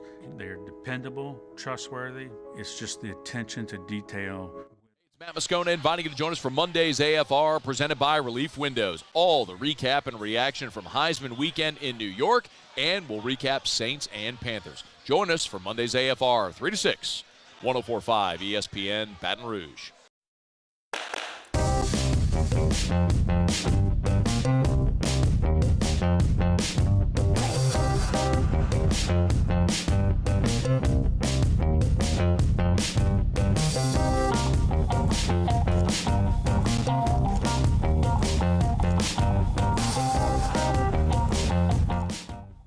This is the Hunt Palmer Show on 104.5 ESPN Baton Rouge. I want to talk some LSU running backs here in about 15 minutes, and I was a little critical of where that position group stood as of the beginning of the season in terms of top-end talent because of how LSU has performed over the last 2 decades at least, at that position and the amount of pros they've churned out. And it just didn't feel like that entering the year, but I feel like that might be changing tune a little bit here with the player on the roster and what could be to come here moving forward. So we'll talk a little bit of LSU running backs in 15 minutes. We want to talk a little bit of Saints. We're still working on We're still working on Katherine Terrell. And so let's see. I think Dennis Allen may still be talking.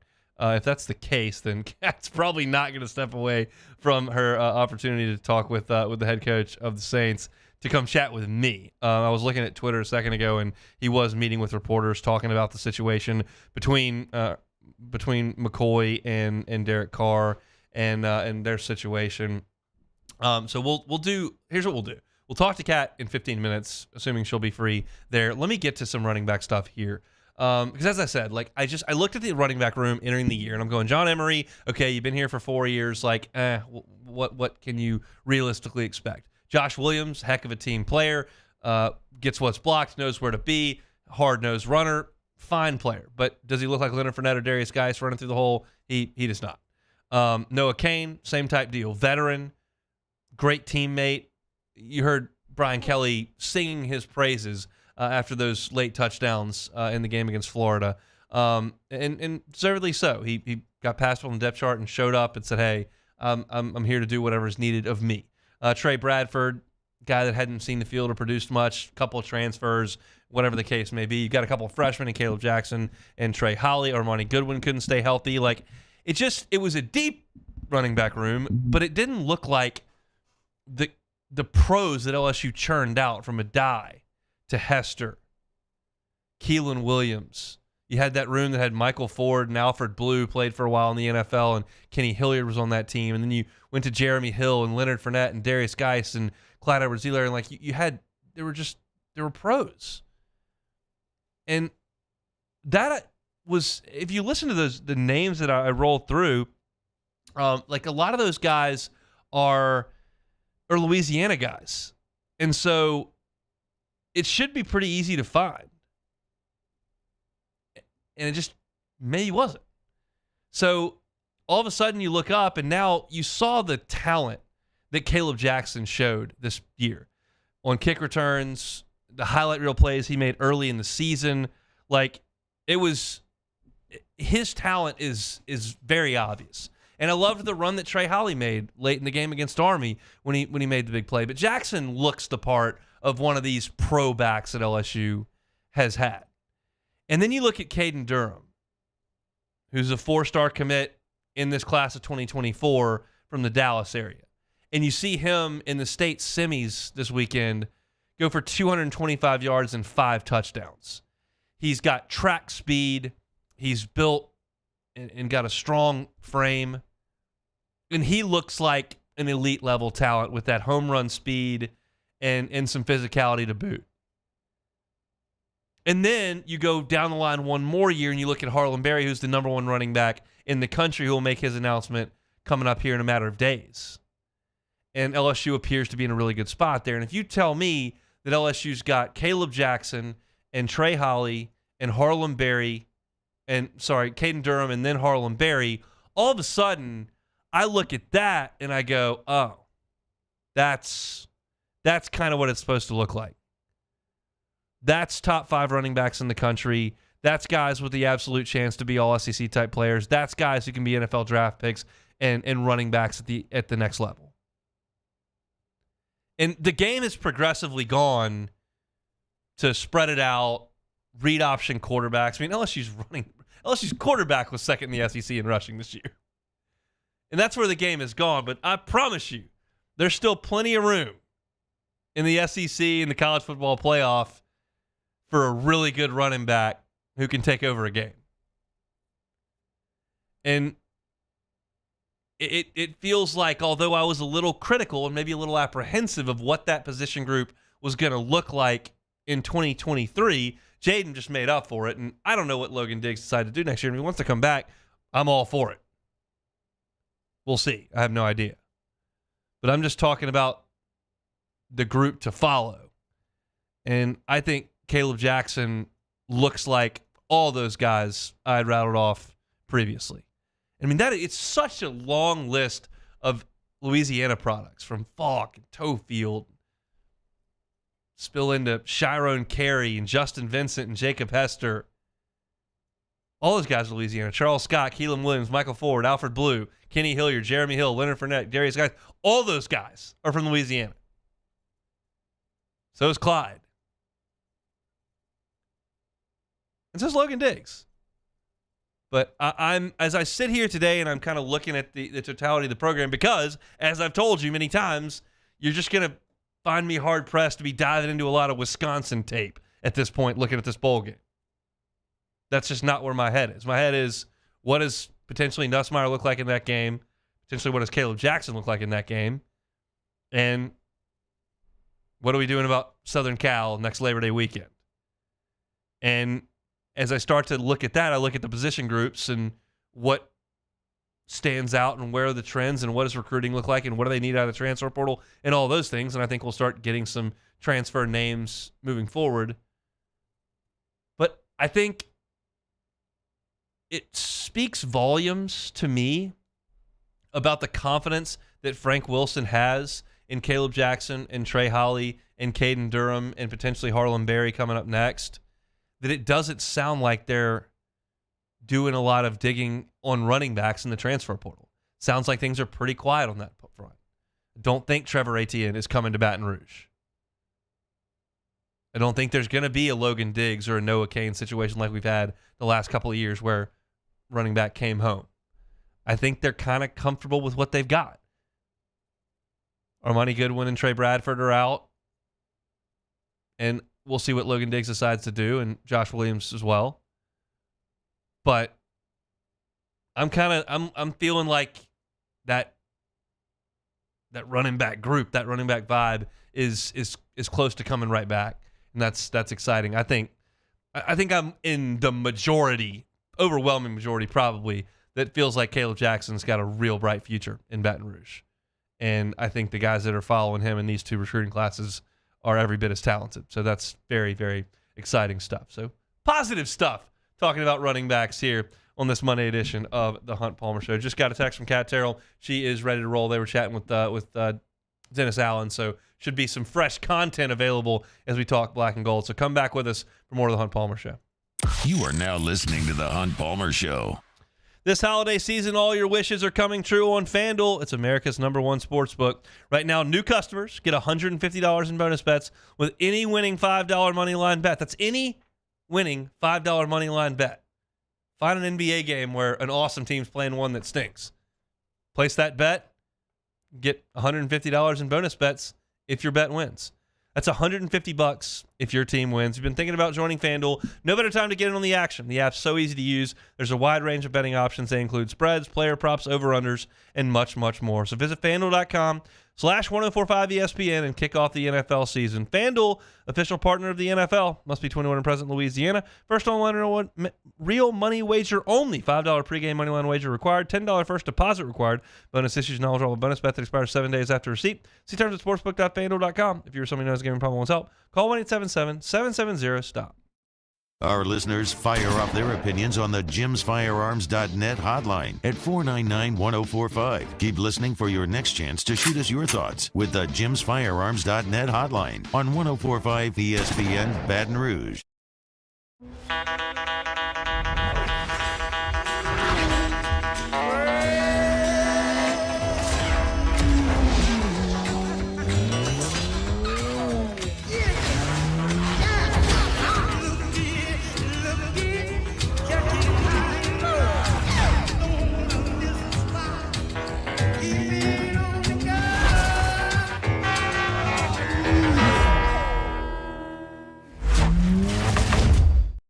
Hey, it's Matt Moscona. For years, you've heard me tell you about Insurance Network of Louisiana, helping you find better coverage for less money. But it's not just for your home and auto. They also offer commercial property. So, retail stores, professional offices like doctors, dentists, attorneys, clothing boutiques. Insurance Network of Louisiana can find you better coverage for less money. They service the entire state of Louisiana, and they're local. So call today at 293-0450 or lainsurance.net. The Windsor Senior Living Community in Mandeville, Louisiana is a beautiful, vibrant apartment community geared towards seniors. They are nestled right in the heart of Mandeville, where seniors live a more carefree lifestyle in spacious apartments with the peace of mind that comes from having a little extra help. Call the Windsor at 985-624-8040 to schedule a lunch and tour. Come see how the Windsor can be your passport to peace of mind. Electricity is all around us, and our families depend on it. Every day is sparked by the power of a cold drink or a warm meal, a movie night, and a comforting light at the end of a dark hallway. From sunrise to sunset, playtime to bedtime, our team is ready to take care of your electrical needs. Even in the case of an after-hours emergency, the light in your life shines brighter with Mr. Electric. Hey, boat owners, check it out. It is the holiday season, which means it's time to buy yourself a gift by taking your boat to the next level with our friends at Front to Back Boat Service. Now is the perfect time to upgrade your boat and get it ready for that warmer weather, whether that's trolling motors, HD sonar, anything and everything. The Sherman family's been at it for 30 years, and Devin's going to take you through 30 more. Find them on Facebook at Front to Back Boat Service or go to fronttobackboatservice.com.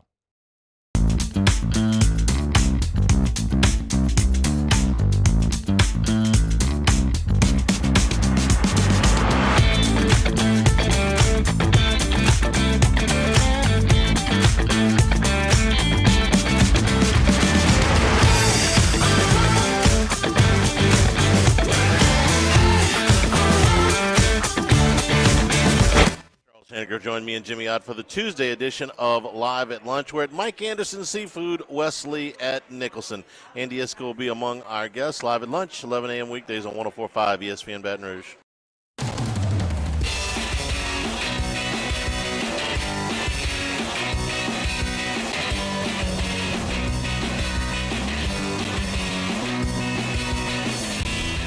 This is the Hunt Palmer Show on 104.5 ESPN Baton Rouge. Let's now head out to Jim's Firearms Hotline so we can find Kat Terrell, covers the black and gold for ESPN, and joins us now. Kat, how are you? I'm doing great. How are you? Doing well. I got like seemingly endless amount of questions about the Saints team because I find it pretty fascinating where they sit and where the energy is around the team. So let's start with yesterday. We know the Dome was half Lions fans and a lot of boos. What was the energy in the Dome yesterday?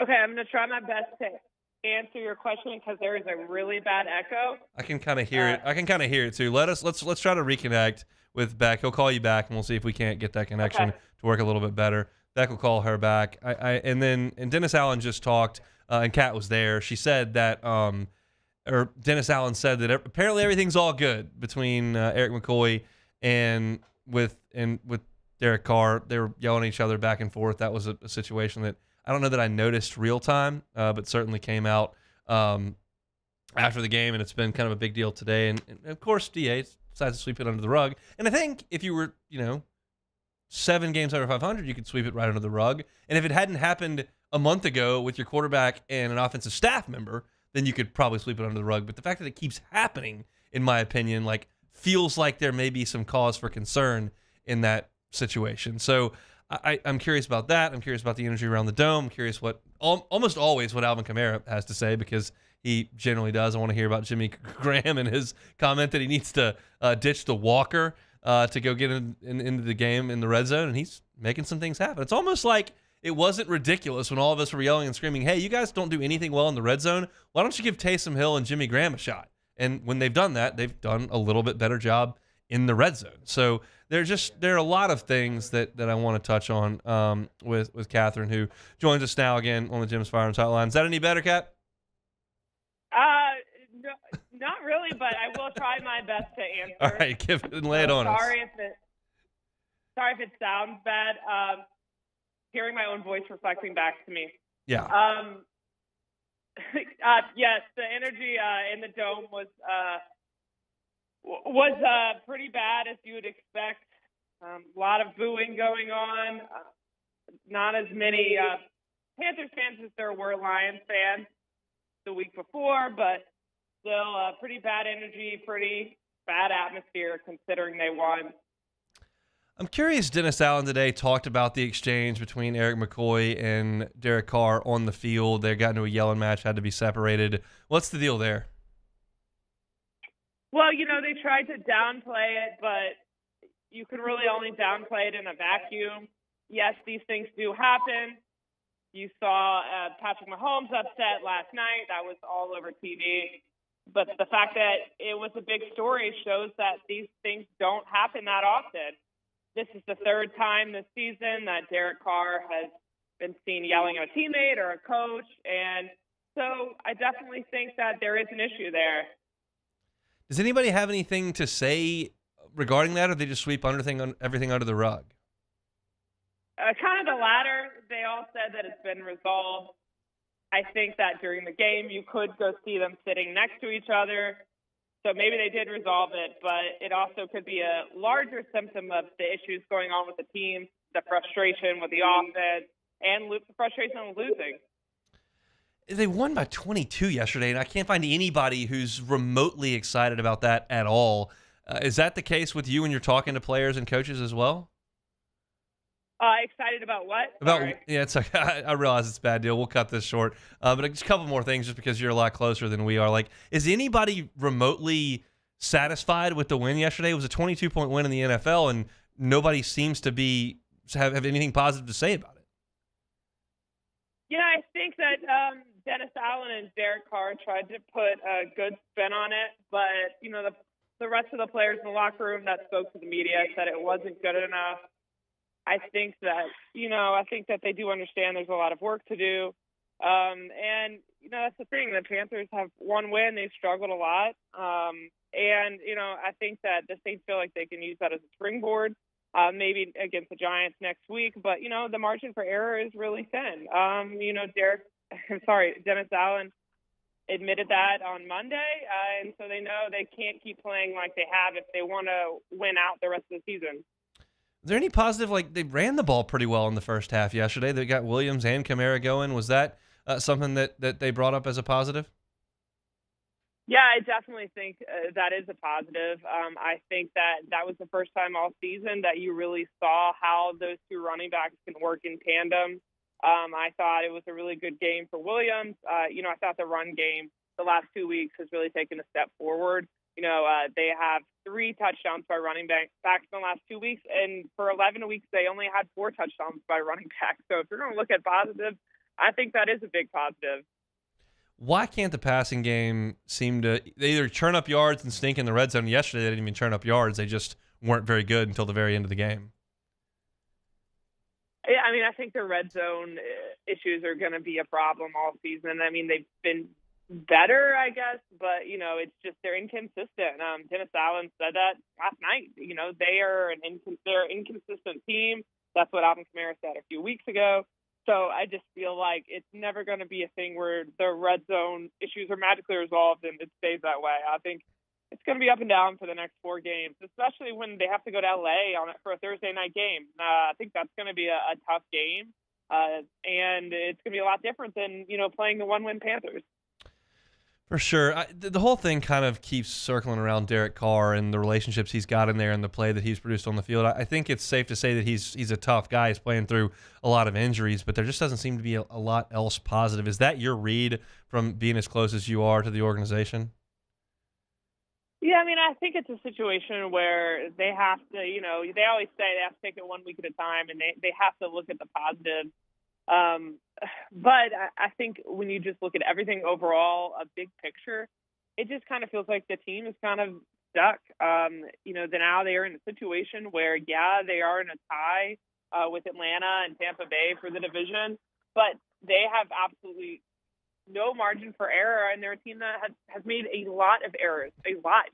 They're still trying to find out their identity, and the season is almost over.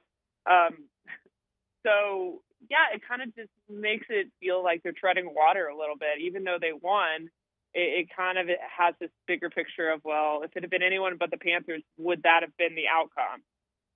And that's kind of been the sentiment, I think, from everybody that say that's just such a bad team over there. Nice 22-point win, but nobody really trusts it. Do you think the defense played well yesterday, despite the fact that the Panthers are what they are? Honestly, I think Young was just so off in some of his passes. They did some things well. The thing that they have done well very consistently since week 1 is force turnovers.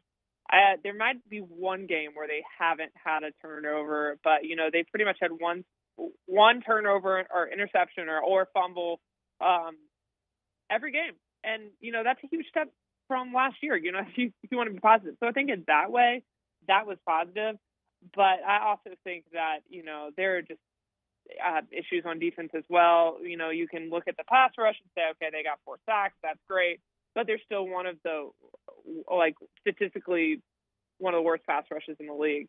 So some good things, yes, but, it's funny to say, it still feels like this is a team that has a lot of room for improvement, but there's just not much time for that improvement to happen.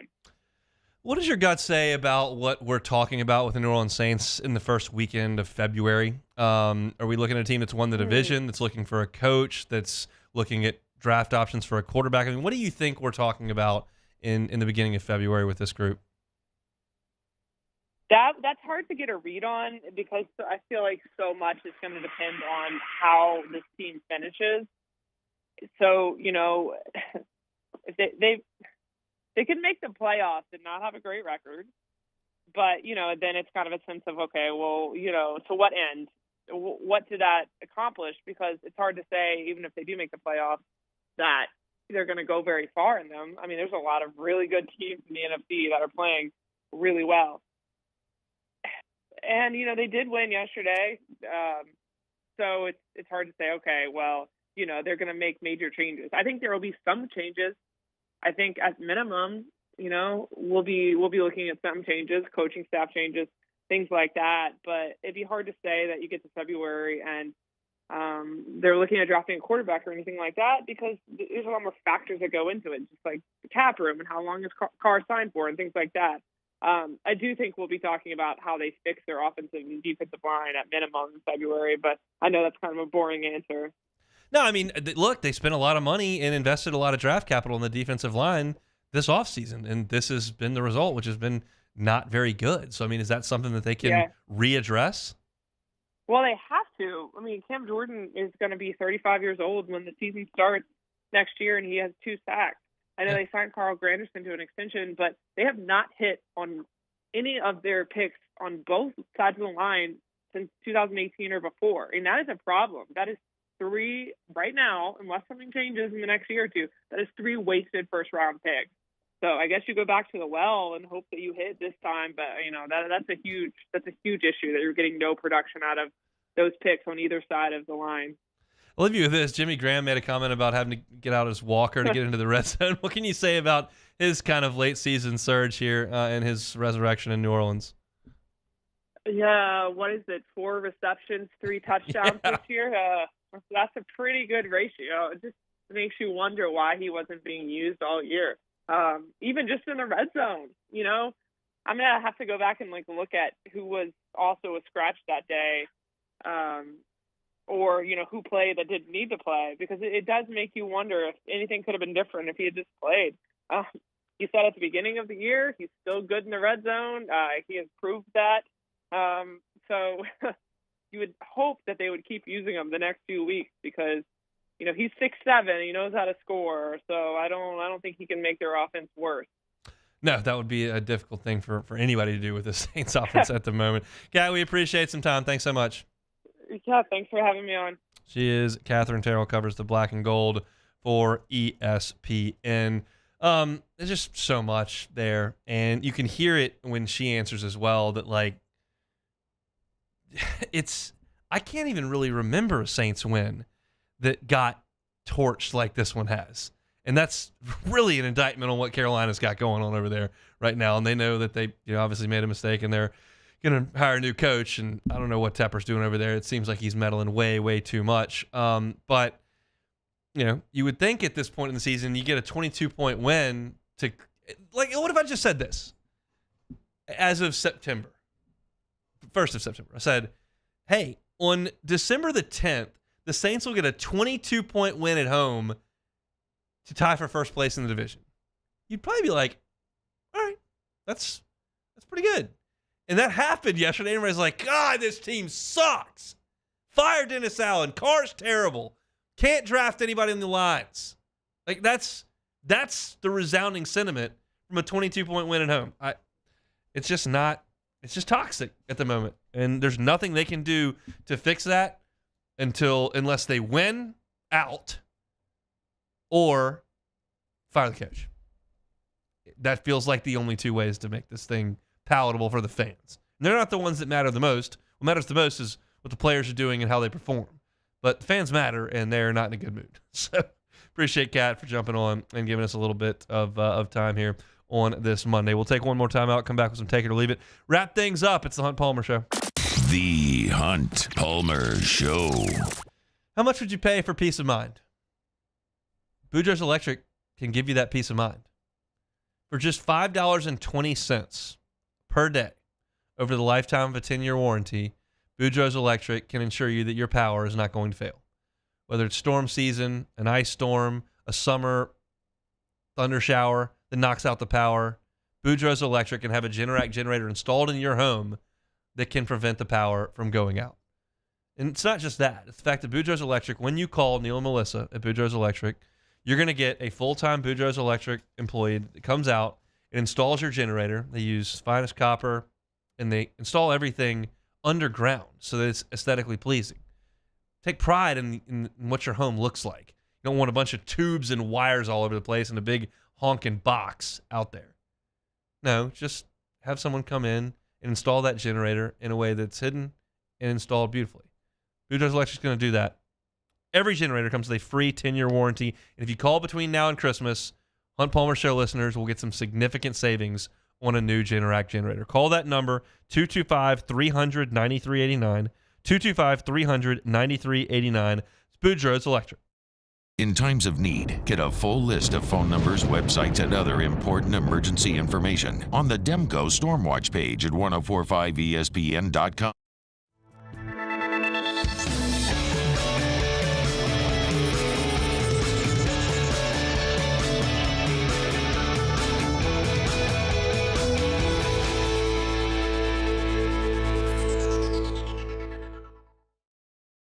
Gulf Coast Bank and Trust is giving our customers the power to bank anywhere, anytime during this challenging event.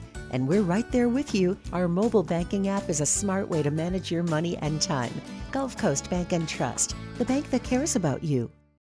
Yo, Jake here from my friends over at Community Steel Company located in Gonzales, Louisiana.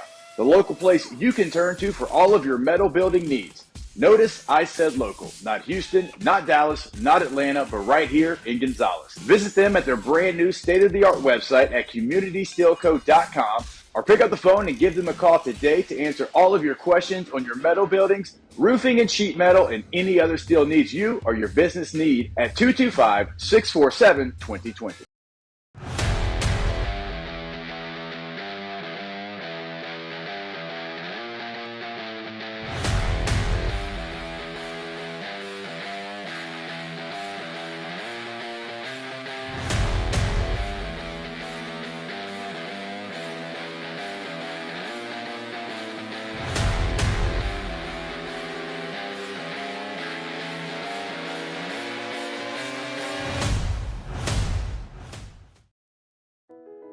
I've been doing business with Luba for 25 years.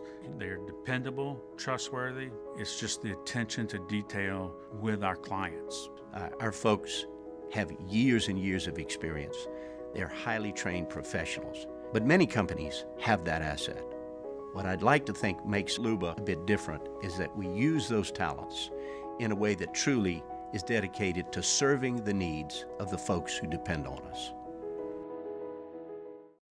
Dylan Cruz here to tell you about Six Rings Baseball and Softball Camp. If you live on the North Shore and play ball, go to Six Rings Camps with former LSU assistant coach Dan Canaveri. His knowledge is second to none, and your child will improve and have fun doing it. Camps were held at Coquille Park and Six Rings Academy in Covington with 4 sessions over the summer. Full day and morning only sessions are available from ages 7 to 13. Go to sixringsbaseball.com or call 985-206-9096. Learn the game to love the game. Electricity is all around us, and our families depend on it. Every day is sparked by the power of a cold drink or a warm meal, a movie night, and a comforting light at the end of a dark hallway. From sunrise to sunset, playtime to bedtime, our team is ready to take care of your electrical needs, even in the Matt Moscona inviting you to join us for Monday's AFR presented by Relief Windows. All the recap and reaction from Heisman weekend in New York, and we'll recap Saints and Panthers. Join us for Monday's AFR 3 to 6, 104.5 ESPN Baton Rouge.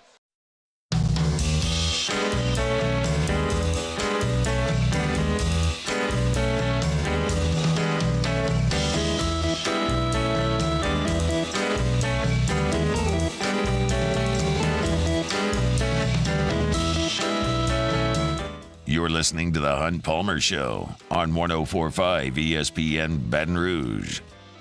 I'm cracking up. I just saw something in the break. The debate, the manufactured debate TV shows, I don't know, or I don't know if they're my favorite form of entertainment in the sports world. But Stephen A. did have a hilarious line, in my opinion, today. He was talking about Zion Williamson, and he said he's spoken to chefs in New Orleans. He's apparently got deep ties in the chef community in New Orleans that are begging Zion Williamson to come to their restaurant. And this is a direct quote from Stephen A. Because he will eat the table. He will eat the table. And then he goes, what the hell is going on with Zion Williamson? He will eat the table. Stephen A. is checking his sources. I guess it's at Commanders, Arnaud's, Antoine's, Galatoire's.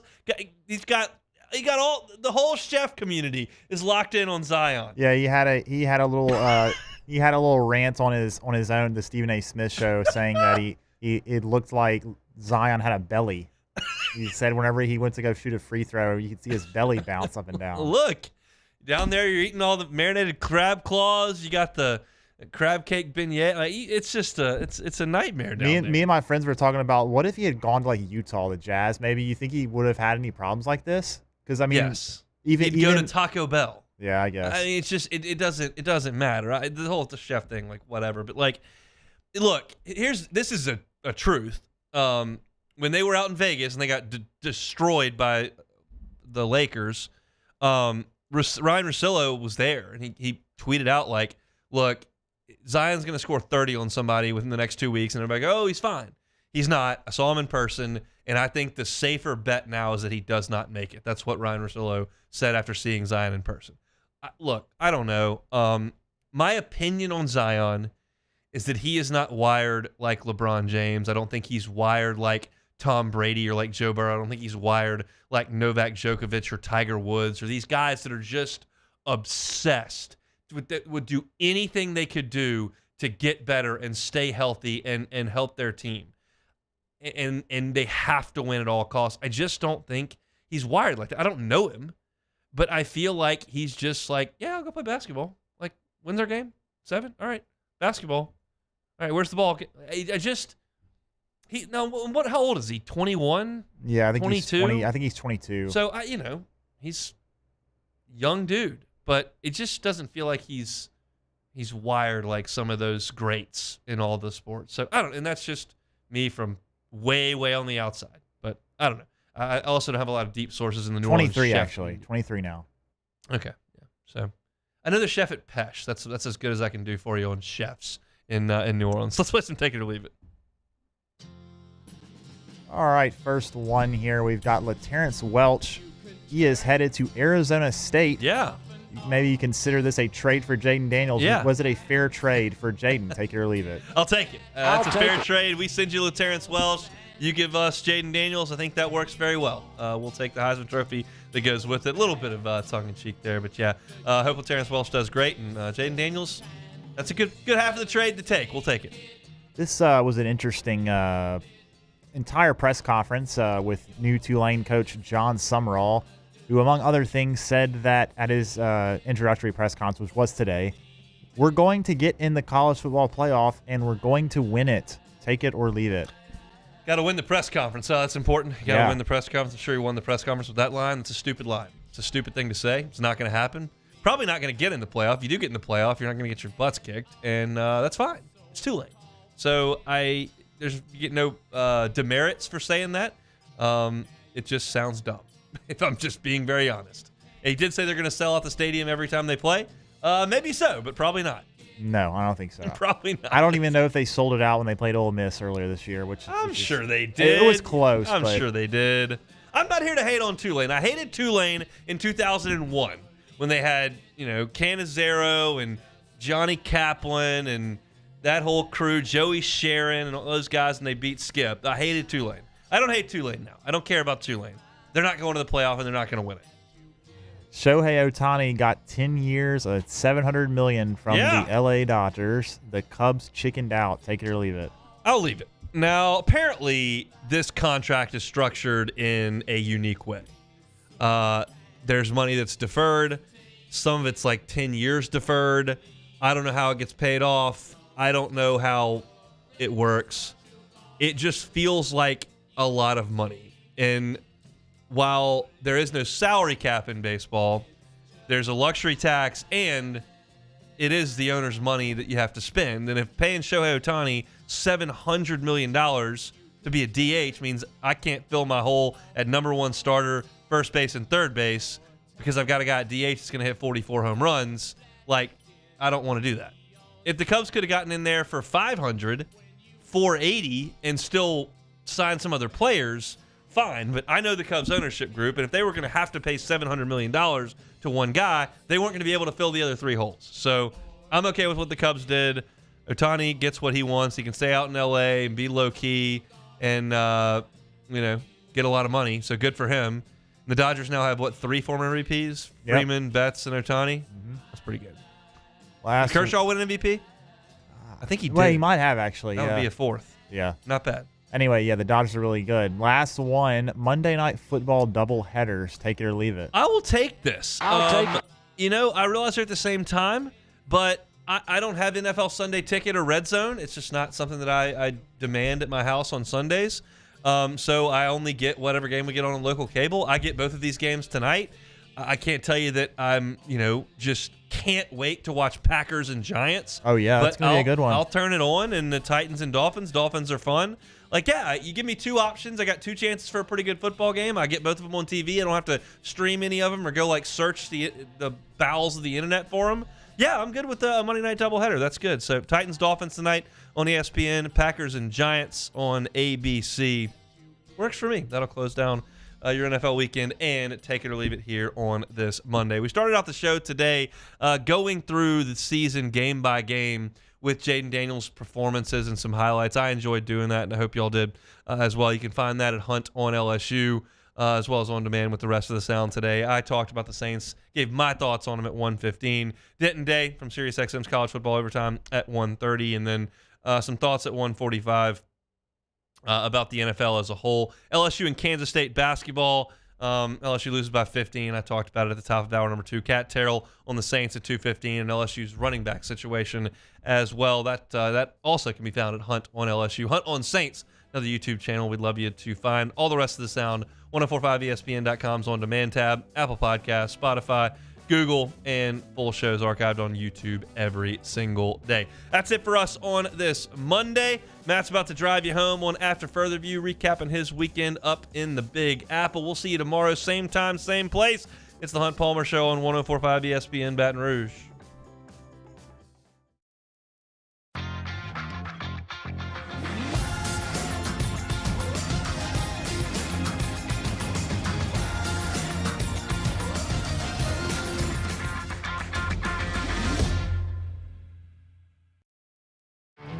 There it is, the extra mile, on the border of expected and extraordinary, for those willing to go further, like vans customized for work or play, with safety and tech to keep you connected, supported by a 5-star sales, service, and finance team, and backed by the 1-star you know. So go the extra mile,